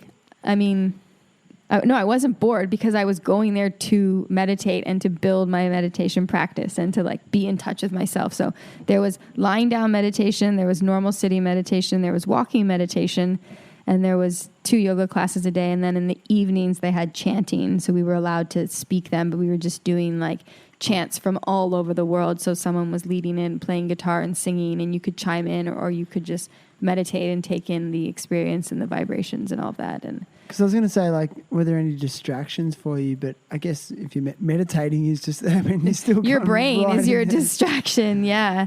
They encourage you even not to read and not to write in a journal. Just like be there and be present and be bored and be whatever you are. See, I'm listening to this and I'm like, deep down, I feel like I need to do that. What you're saying, that, like a retreat. I've heard about these silent retreats. Yeah, but I don't think I've got the courage to do it just yet. I don't think I want to be that intimate with my own mind. What's the worst that can happen? I don't know. I could maybe, who knows? Like I might. Oh, you've put me on the spot. Well, that's just what you have to think about when you think about not having the courage. It's like, but why? Like, what are you actually afraid of happening? Yeah, exactly. You're afraid of it being challenging. Well, yeah, and I might have to face up to some bullshit that I don't want to face up to. Sure, yeah. But then if you face it, then you can let it go also. And is that what happened for you? For sure. Yeah. You know, like every time that you meditate, you're working on letting stuff go. And I think that's one of the biggest goals of meditating is being present and letting go. Do you still meditate? I definitely do not have as good of a meditation practice as I once did. It's fallen off. Interestingly enough, since you moved to Bali, I had a really good one before. I've heard a few people say that, like before my Bali. Yoga and meditation practice. I'm like, what's happened? It's so funny because I used to do a shitload of yoga in Australia for years. I've done yoga for 20 years, various forms, and always had a strong practice, you know, a majority of my week every day. And then, since I've moved to Bali, it's just fallen right off. And I'm actually just starting to get right back into it, but in a really different form that I've ever done before. So meditation anyway. Yeah. So what does that look like Wim Hof breathing. Oh, the deep breathing. Yep. You do the deep breathing and then followed by holding your breath for as long as you can. Yep. And then you do that, repeat that process 4 to 5 times, and then you meditate after that. And it's the science behind it is you're really oxygenating all the cells of your body, but also that holding of your breath. Once you've oxygenated your cells, you can actually hold your breath for much longer than you ever think you can. Yep. But in that time period, whether it's a few minutes of holding your breath, I find I get to this place of complete and utter peace and tranquility, and I really feel like I'm in that moment. But then it's a bit of a journey it's a micro journey, because then all of a sudden your body starts to convulse for air. Right. And then it's this process of meditating through that urge to breathe. And then you start to find peace and comfort in the struggle. And that then translates into everyday life. Yeah, right. Because we have struggles every day, and then it's all about finding. And if you can find peace in struggle when your body is trying to do its primal urge of breathing, right? It's I find it really powerful. Wow. So if I've got some stuff going on in life, I'll just be like, well, I can hold my breath for an extra minute when I feel like I can't. So it's like, well, I can keep going. You know? Right. So yeah. And I just love that metaphor with it. And I'm getting better. I actually I've done a 4-minute breath hold. Do you free dive then? You must be good at free diving. I haven't, because I've got really bad ears. And I hear that the free diving breathing techniques are different to Wim Hof stuff. But anyway, I could go on and on about it. But it's been just so profound for me in terms of finding that peace between the ears. Yeah, right. You know, and every day it's nice to get that, because I think it's the human condition, in my opinion. We're always problem solving, predicting. And then, and then when there's a lot of that can lead to anxiety, and then your body reacts physically by releasing cortisol and stress hormone. So it can just keep up with you until it says, you know what, I can't keep doing this. And then we have a meltdown. Yeah, right. You know? Yeah. So, yeah. Well, that's great that you have found something for your well-being. Yeah, and it is. It's been a journey. Like, I did a lot of Bikram yoga. I did a lot of vinyasa and Ashtanga, and some forms of Hatha yoga. I mean, Bikram's a form of Hatha yoga. Yeah. But and I still. I mean, I'm in my 40s, so I need to keep the stretching going, because my lower back is going. Yeah. I think the one thing I have kind of taken the opportunity to experience since being in Bali, even though my yoga and meditation has fallen off, I have, dipped into and tried some of the 100 healing options that you can do here, because I'm curious, it's not going to hurt me. So why not just try and see how it feels? So I've done Tibetan bowl meditation. I've done sound healing, which was a really crazy experience for me. I've done, I just did the other day, he called himself a light healer. A light worker.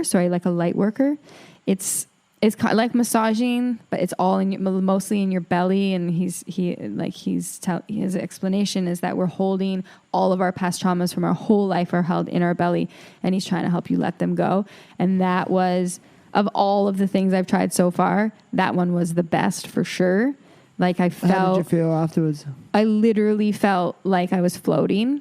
And I couldn't even barely stand up. And then when I sat on the couch, I just melted into the couch and was the most euphoric feeling. I could compare it to something that I've experienced before that was artificial.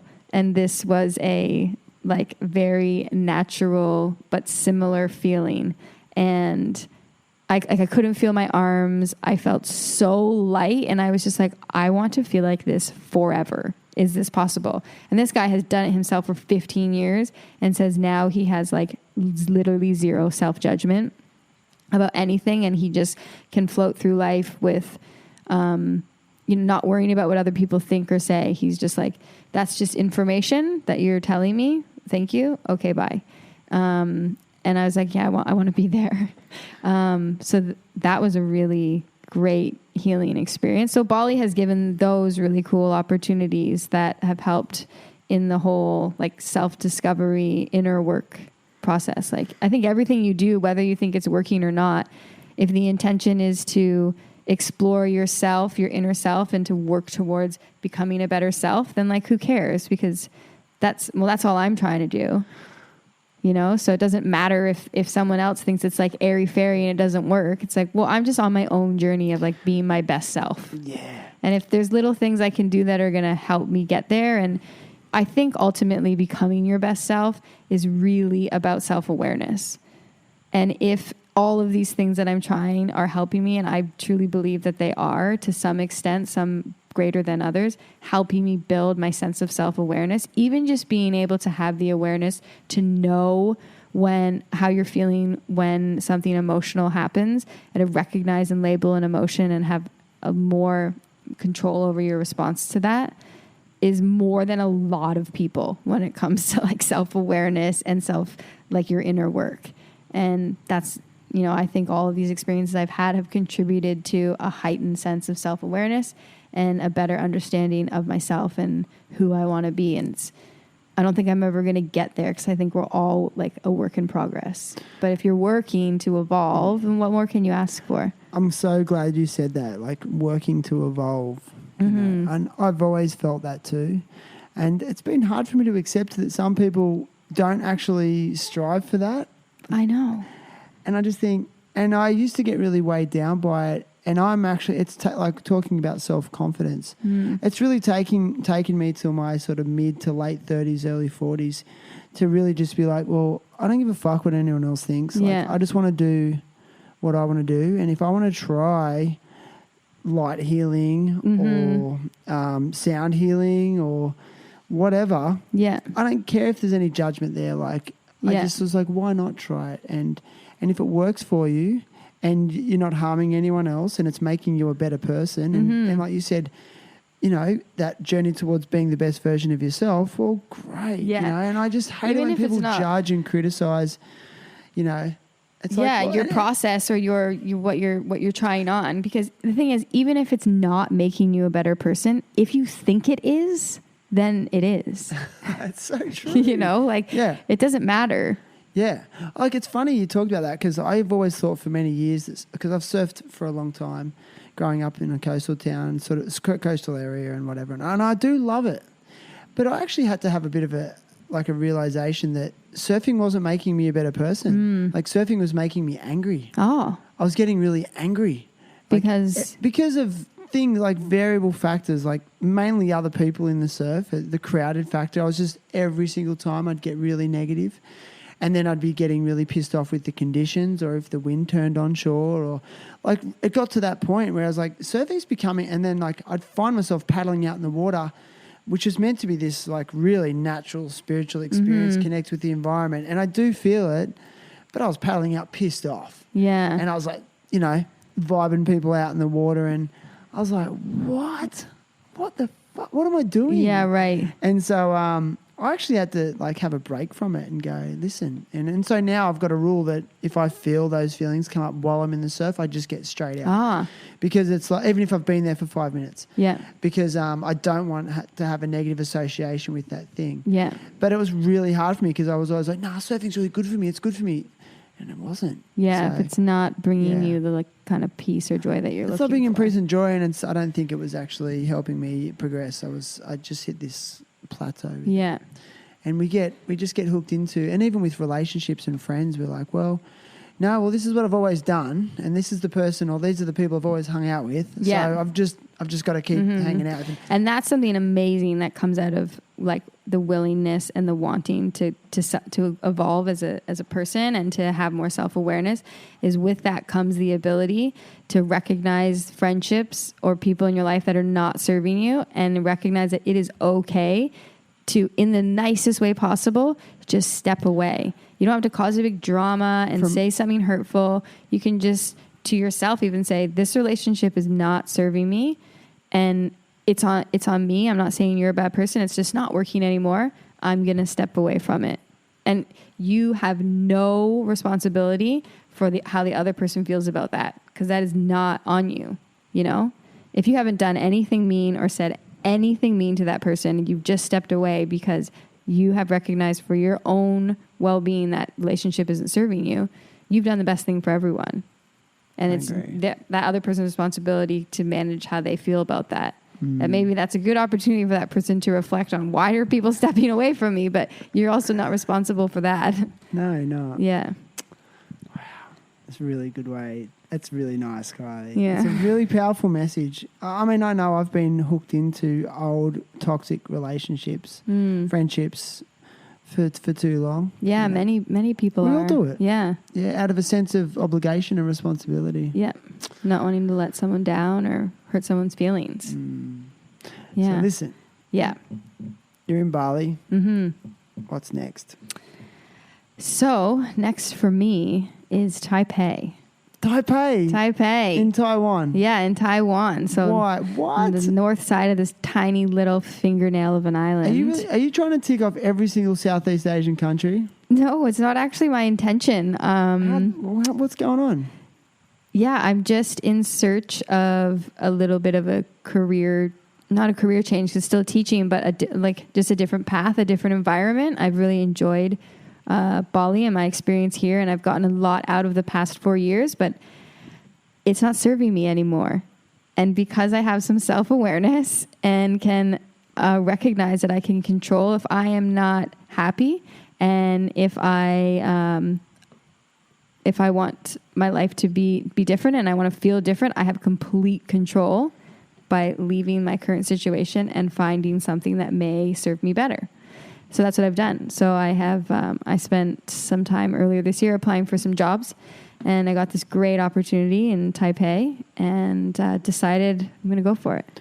And so what's the role? Like, what's your job? Yeah, so I'm going back to what I'm trained to do and what my passion is middle school literacy. Okay. Yeah, so I'll be teaching middle school literacy in Taipei next year. For those that don't know, middle school is that grade age between grades 7 and 8. 6. So 6, 7, 8? Yep, 6, 7, 8. Okay, so the age range is like 11 to 14? Yep. Yeah, okay. And for me, that's like the sweet spot. I love middle school, and in all these interviews I was having, they're always like, so why? Can you explain why you love middle school? And like, it's hard for me to articulate why. There's just a connection there for me that I feel I'm able to make with those students and that age group that is different and more fulfilling for me than at the other age groups I've taught. I've taught from ECE and all the way to high school. And it's just, for me, it's a sweet spot. I just feel like I can connect and communicate with kids in middle school in a really authentic way. It brings out the best in me. It makes me my best teaching self is when I'm teaching middle school. And it's really fun. You get to do a lot of fun stuff in middle school. It's not so serious yet, but it's like a little bit serious. You can have serious conversations, but it's still fun. So it's a good balance, between. And their egos are still quite in check, I think. Mm-hmm. Yeah, they still think you know a little bit more than them, so they look at you for the answers still. Yeah. And you can say, I'm not really sure, let's discover that together, and that's okay. Yeah. And it's a real transitional period. It is. It's the most important. And they're just hitting puberty. So they're just freaking out. Their bodies are just doing crazy stuff hormonally. Yes. Their social situation is the most important at this time of any time. They care more about their friends than anything else in middle school. So it's definitely challenging in a lot of ways as well. But I find serving in a restaurant more challenging than dealing with middle school kids and their like social emotional development issues. I just love it. That's just where it's my calling to be. And you know that. Yeah. You know how many people don't know what their calling is? Like so many. So many people. Yeah. So many people are sitting behind a desk somewhere not knowing why they're doing what they're doing. And I think like even just discovering that in itself is such a victory, a small victory for yourself. Yeah. And listen, what would be one piece of advice you would give to someone who wants to get honest with themselves and begin a real journey of self-realization? Yeah, well, the wanting is a really important part in that. So if you're already in a place of wanting to do that, I guess my advice to you, to someone wanting to do that is, it could go two ways.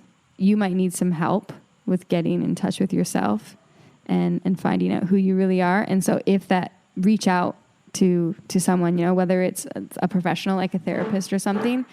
And if you don't feel like you need help, but you just want to start on your own, just start meditating. Because sitting and being with yourself and being with your thoughts and getting to a place where you stop being judgmental of your thoughts is going to help you discover who you are. Nice. Yeah. Nice. Get introspective. Yeah, you got to get introspective. Like that's who you are is inside of you. It's an uncomfortable place for a lot of people, Kylie. Yeah. It is. I know. And it's, for me, now that I'm in the place where I'm in, I struggle to understand why more people are not trying to find out who they really are and who they want to be. And I get it is hard work, but it really, you don't have to go spend any money or see anyone or talk to anyone. You just have to be with yourself and ask yourself those hard questions and be truthful with your responses to those answers and be willing to accept some hard truths and then move forward from them. Because once you release them out there, then you can let them go and just move on and then be whoever it is that you want to be. But you have to have the courage to sit with yourself and your own thoughts and who you have been and all the decisions you have made and then be willing to just let that go and to be who you want to be. That's great. I'm making it sound so easy and it's not, look, this has been a long journey for me. I didn't come out till I was 27.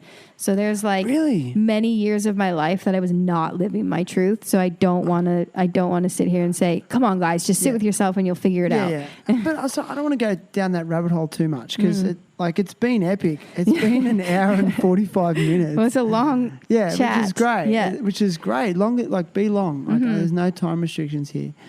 But I didn't realize that it was 27 when you came out. I mean, could you maybe give us a bit of an idea of what it was like leading up to that for you? I mean, you said you had a boyfriend and was it a really were you feeling a lot of confusion and feelings of being lost? Yeah, you know what? Growing up when I was young, no. Like I was a tomboy and loved playing sports, but I didn't think anything else of it. I also grew up in a really Catholic environment, so you just couldn't be gay. Like, I went to Catholic school my entire life, and it's not like everyone's just making fun of gay people and discriminating against them all the time, but if it ever came up, you just knew. It's like this inherent knowing when you're Christian, like you don't have an option to be gay.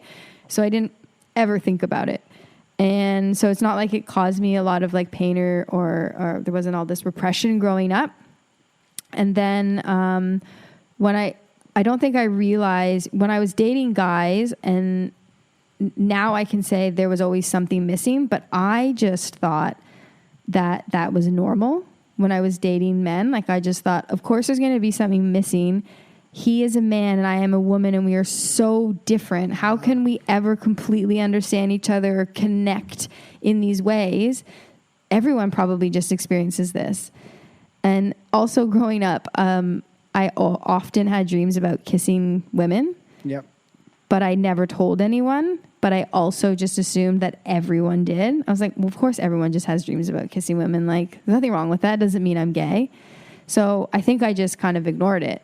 And any of the signals, I just ignored them and had a way to explain why I was feeling that had nothing to do with me being gay, because I was afraid of that for sure. And then I came out to myself when I was 23 and like two of my friends. But it took me 5 years and until meeting the woman that I was with for 6 years to decide to come out to everyone. It wasn't because when I came out to myself and my friends, I wasn't in a relationship. And then until I was in a lesbian relationship, then I came out to everyone. So that's... Was that empowering? Yeah, that was like the best feeling in the world. It was the best feeling finding a woman that was gay and beautiful and I could be with. That was the best feeling ever. And then like, those first experiences with her just being, and the first sexual experiences being like, oh, so this is what it's like when nothing's missing. Gotcha. And then, being able to tell everyone and show her to everyone was like, it was the best. It's like, this is who I am, and I'm super happy, and I've never felt like this in my life, and I had no idea that I could feel like this. You must have been, like, from a lot of people that knew you, they must have been celebrating for you as well. Yeah, that all really my nice? friends. You're getting really nice feedback. And yeah, like a couple of my friends who I'd known since like kindergarten were like, yeah, we're not that surprised. And everyone else was just like, we just want you to be happy, and we've never seen you this happy, and you look so like you are yourself and who you are and who you should be. And that's what we want for you. Your authentic self. Yeah, exactly. So it was the most liberating to come out. And I think any gay person will tell you that. Maybe not all, but I think a lot would have that same experience. And now it's like, I couldn't even imagine being in the closet. And I feel so sad for people who feel like they cannot share who they are with everyone, and having to live in like, they're living their life inside themselves and not able to share it. It's just like, I just can't imagine. It just makes me feel sad. Yeah. And I know it's very circumstantial, and everyone's situation is different. Mm-hmm. And I mean, I guess this is a podcast, and I think, like, if there are people who are feeling that way and living like that right now, like, what would you like to say to them?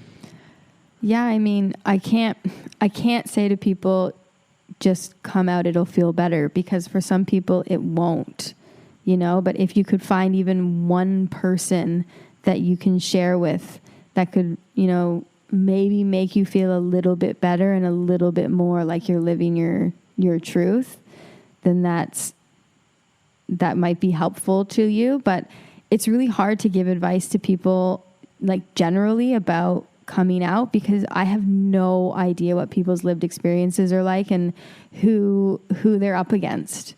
I have no idea. So I was fortunate to be surrounded by so many loving people. And like I said, my brother and sister were super supportive, and not everyone, it's a luxury, And so I find it difficult to give advice, because I don't know where you're at and where you're coming from. And all I can say is I just hope that if that's the place that you're in, that you at some point are able to find someone that makes you feel like it's safe and okay to come out, and you can live your truth, because it'll change your life. You know what?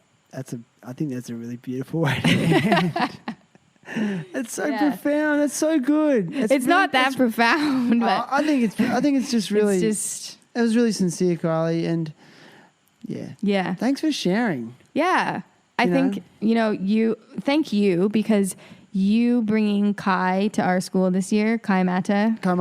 Yes, shout out to Kai Mata. Yeah.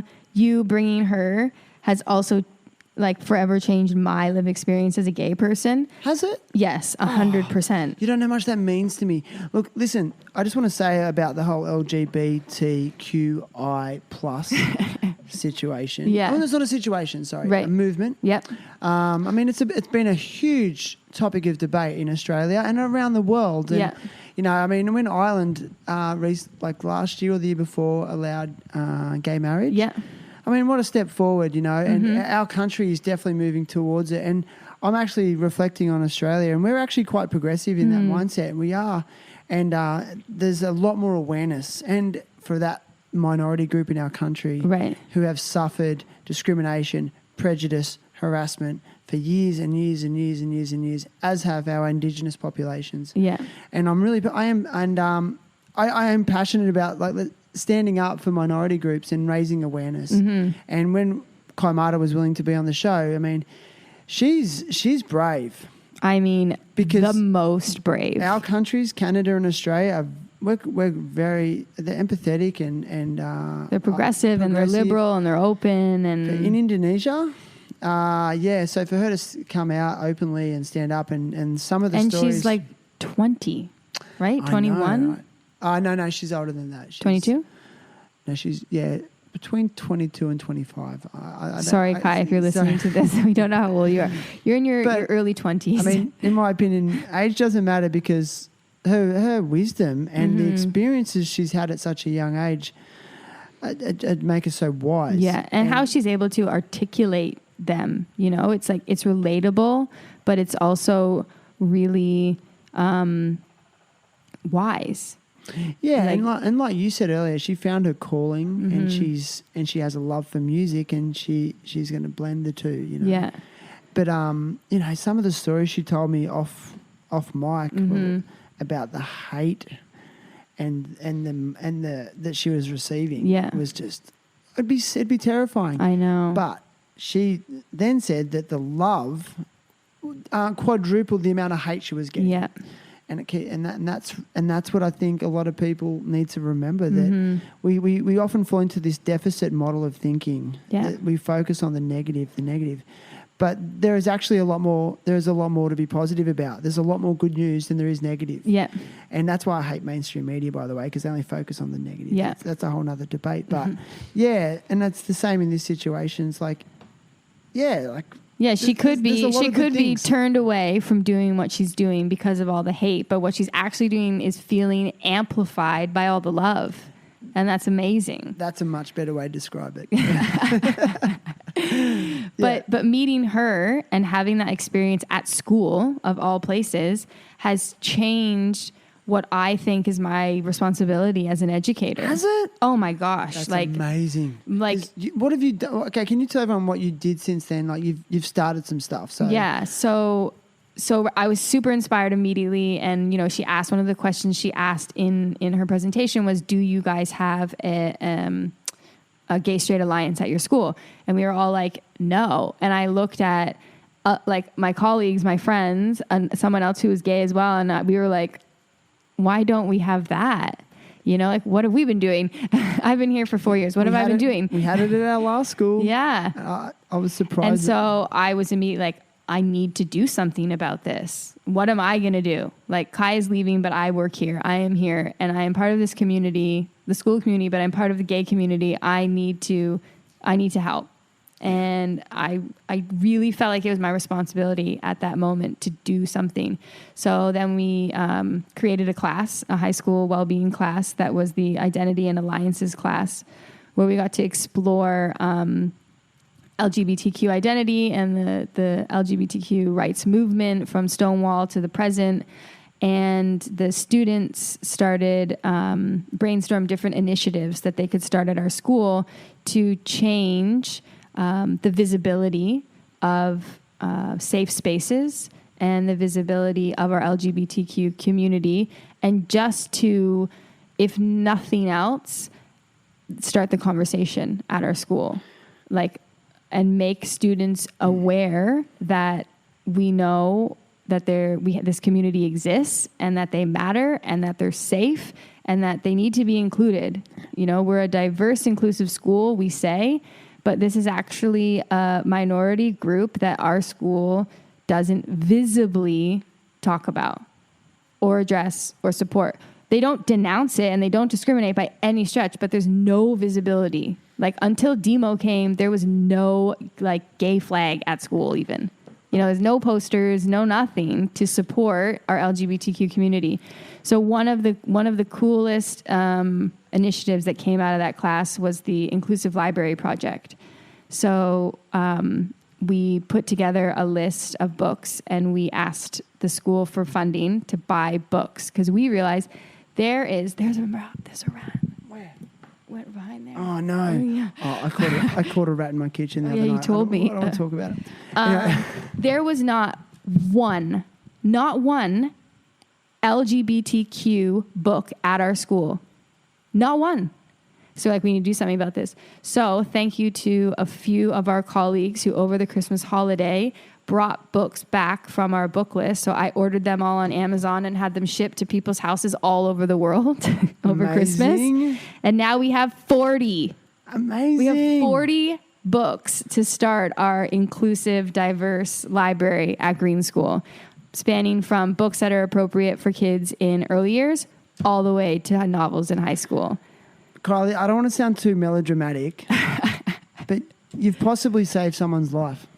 I hope that I have helped someone in some way, for sure. I hope that someone now feels like they, especially for me as a literacy teacher, I find so much value and power in literacy and in reading.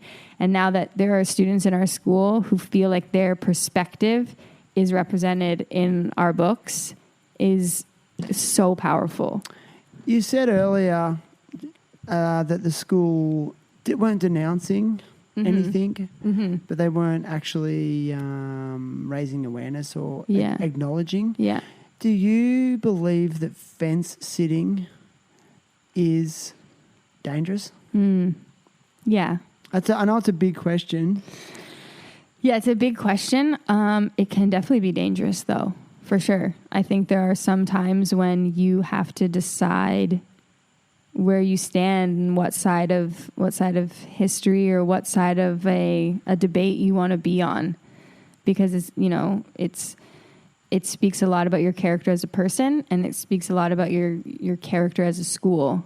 If you have the courage as an entire school to have difficult conversations and to raise your voice about things that matter and that are very difficult for some people's lived experiences, that really says a lot about your school community as well.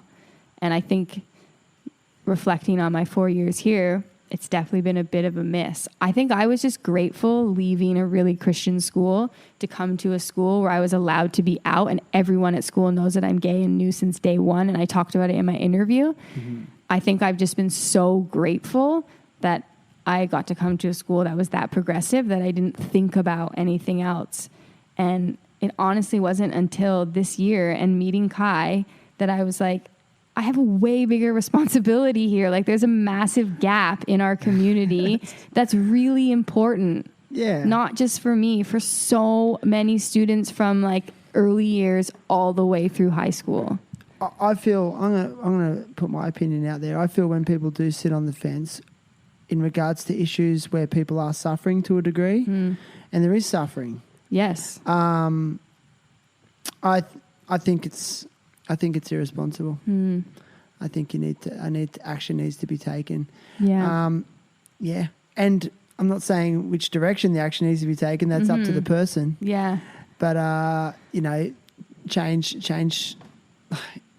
You need to try and make change in some way, or you need to be proactive in advocating for. Yeah, and the thing is, like, our school does a lot of advocating for a lot of important issues. Maybe too many. Yeah, maybe there's too many. Yeah. Too many different things that we try to support or advocate for, but this one is as important as the other, and I don't know who over the life of our school has decided what they should advocate for and what not to, like how they decided not to advocate for LGBTQ community, but they're advocating for whatever else we are. I don't know how that got decided, but I think like there's no time to not advocate for it anymore. Yeah, gotcha. You know, like we need to do something, and we need to, our community needs to be better. We need to be more visibly supportive of this community. I think it's a global issue. So yeah, so yeah, this year has really changed, I think, forever, the type of educator I'm going to be and the type of responsibility I feel I have to my students. Is it something you'll be proactive in your next school? Yes, I'm so lucky and so excited because Taiwan is the first Asian country to legalize same-sex marriage. It's super gay friendly. I didn't know that. Yeah, they have like rainbow stripes on their crosswalks in Taipei. That's epic. Yeah, so it's also a really great like next city to be going to because it's like progressive when it comes to LGBTQ rights. So that's really positive, and I'm not sure of the extent of the school in terms of their programs or advocating for it completely, but I have seen some stuff on their website. They get involved in the like Taipei Pride and stuff, so that's exciting. Taipei Pride? Yes, I get to go to Taipei Pride, like maybe with my students. Would you ever like to go to the Pride parade in New York?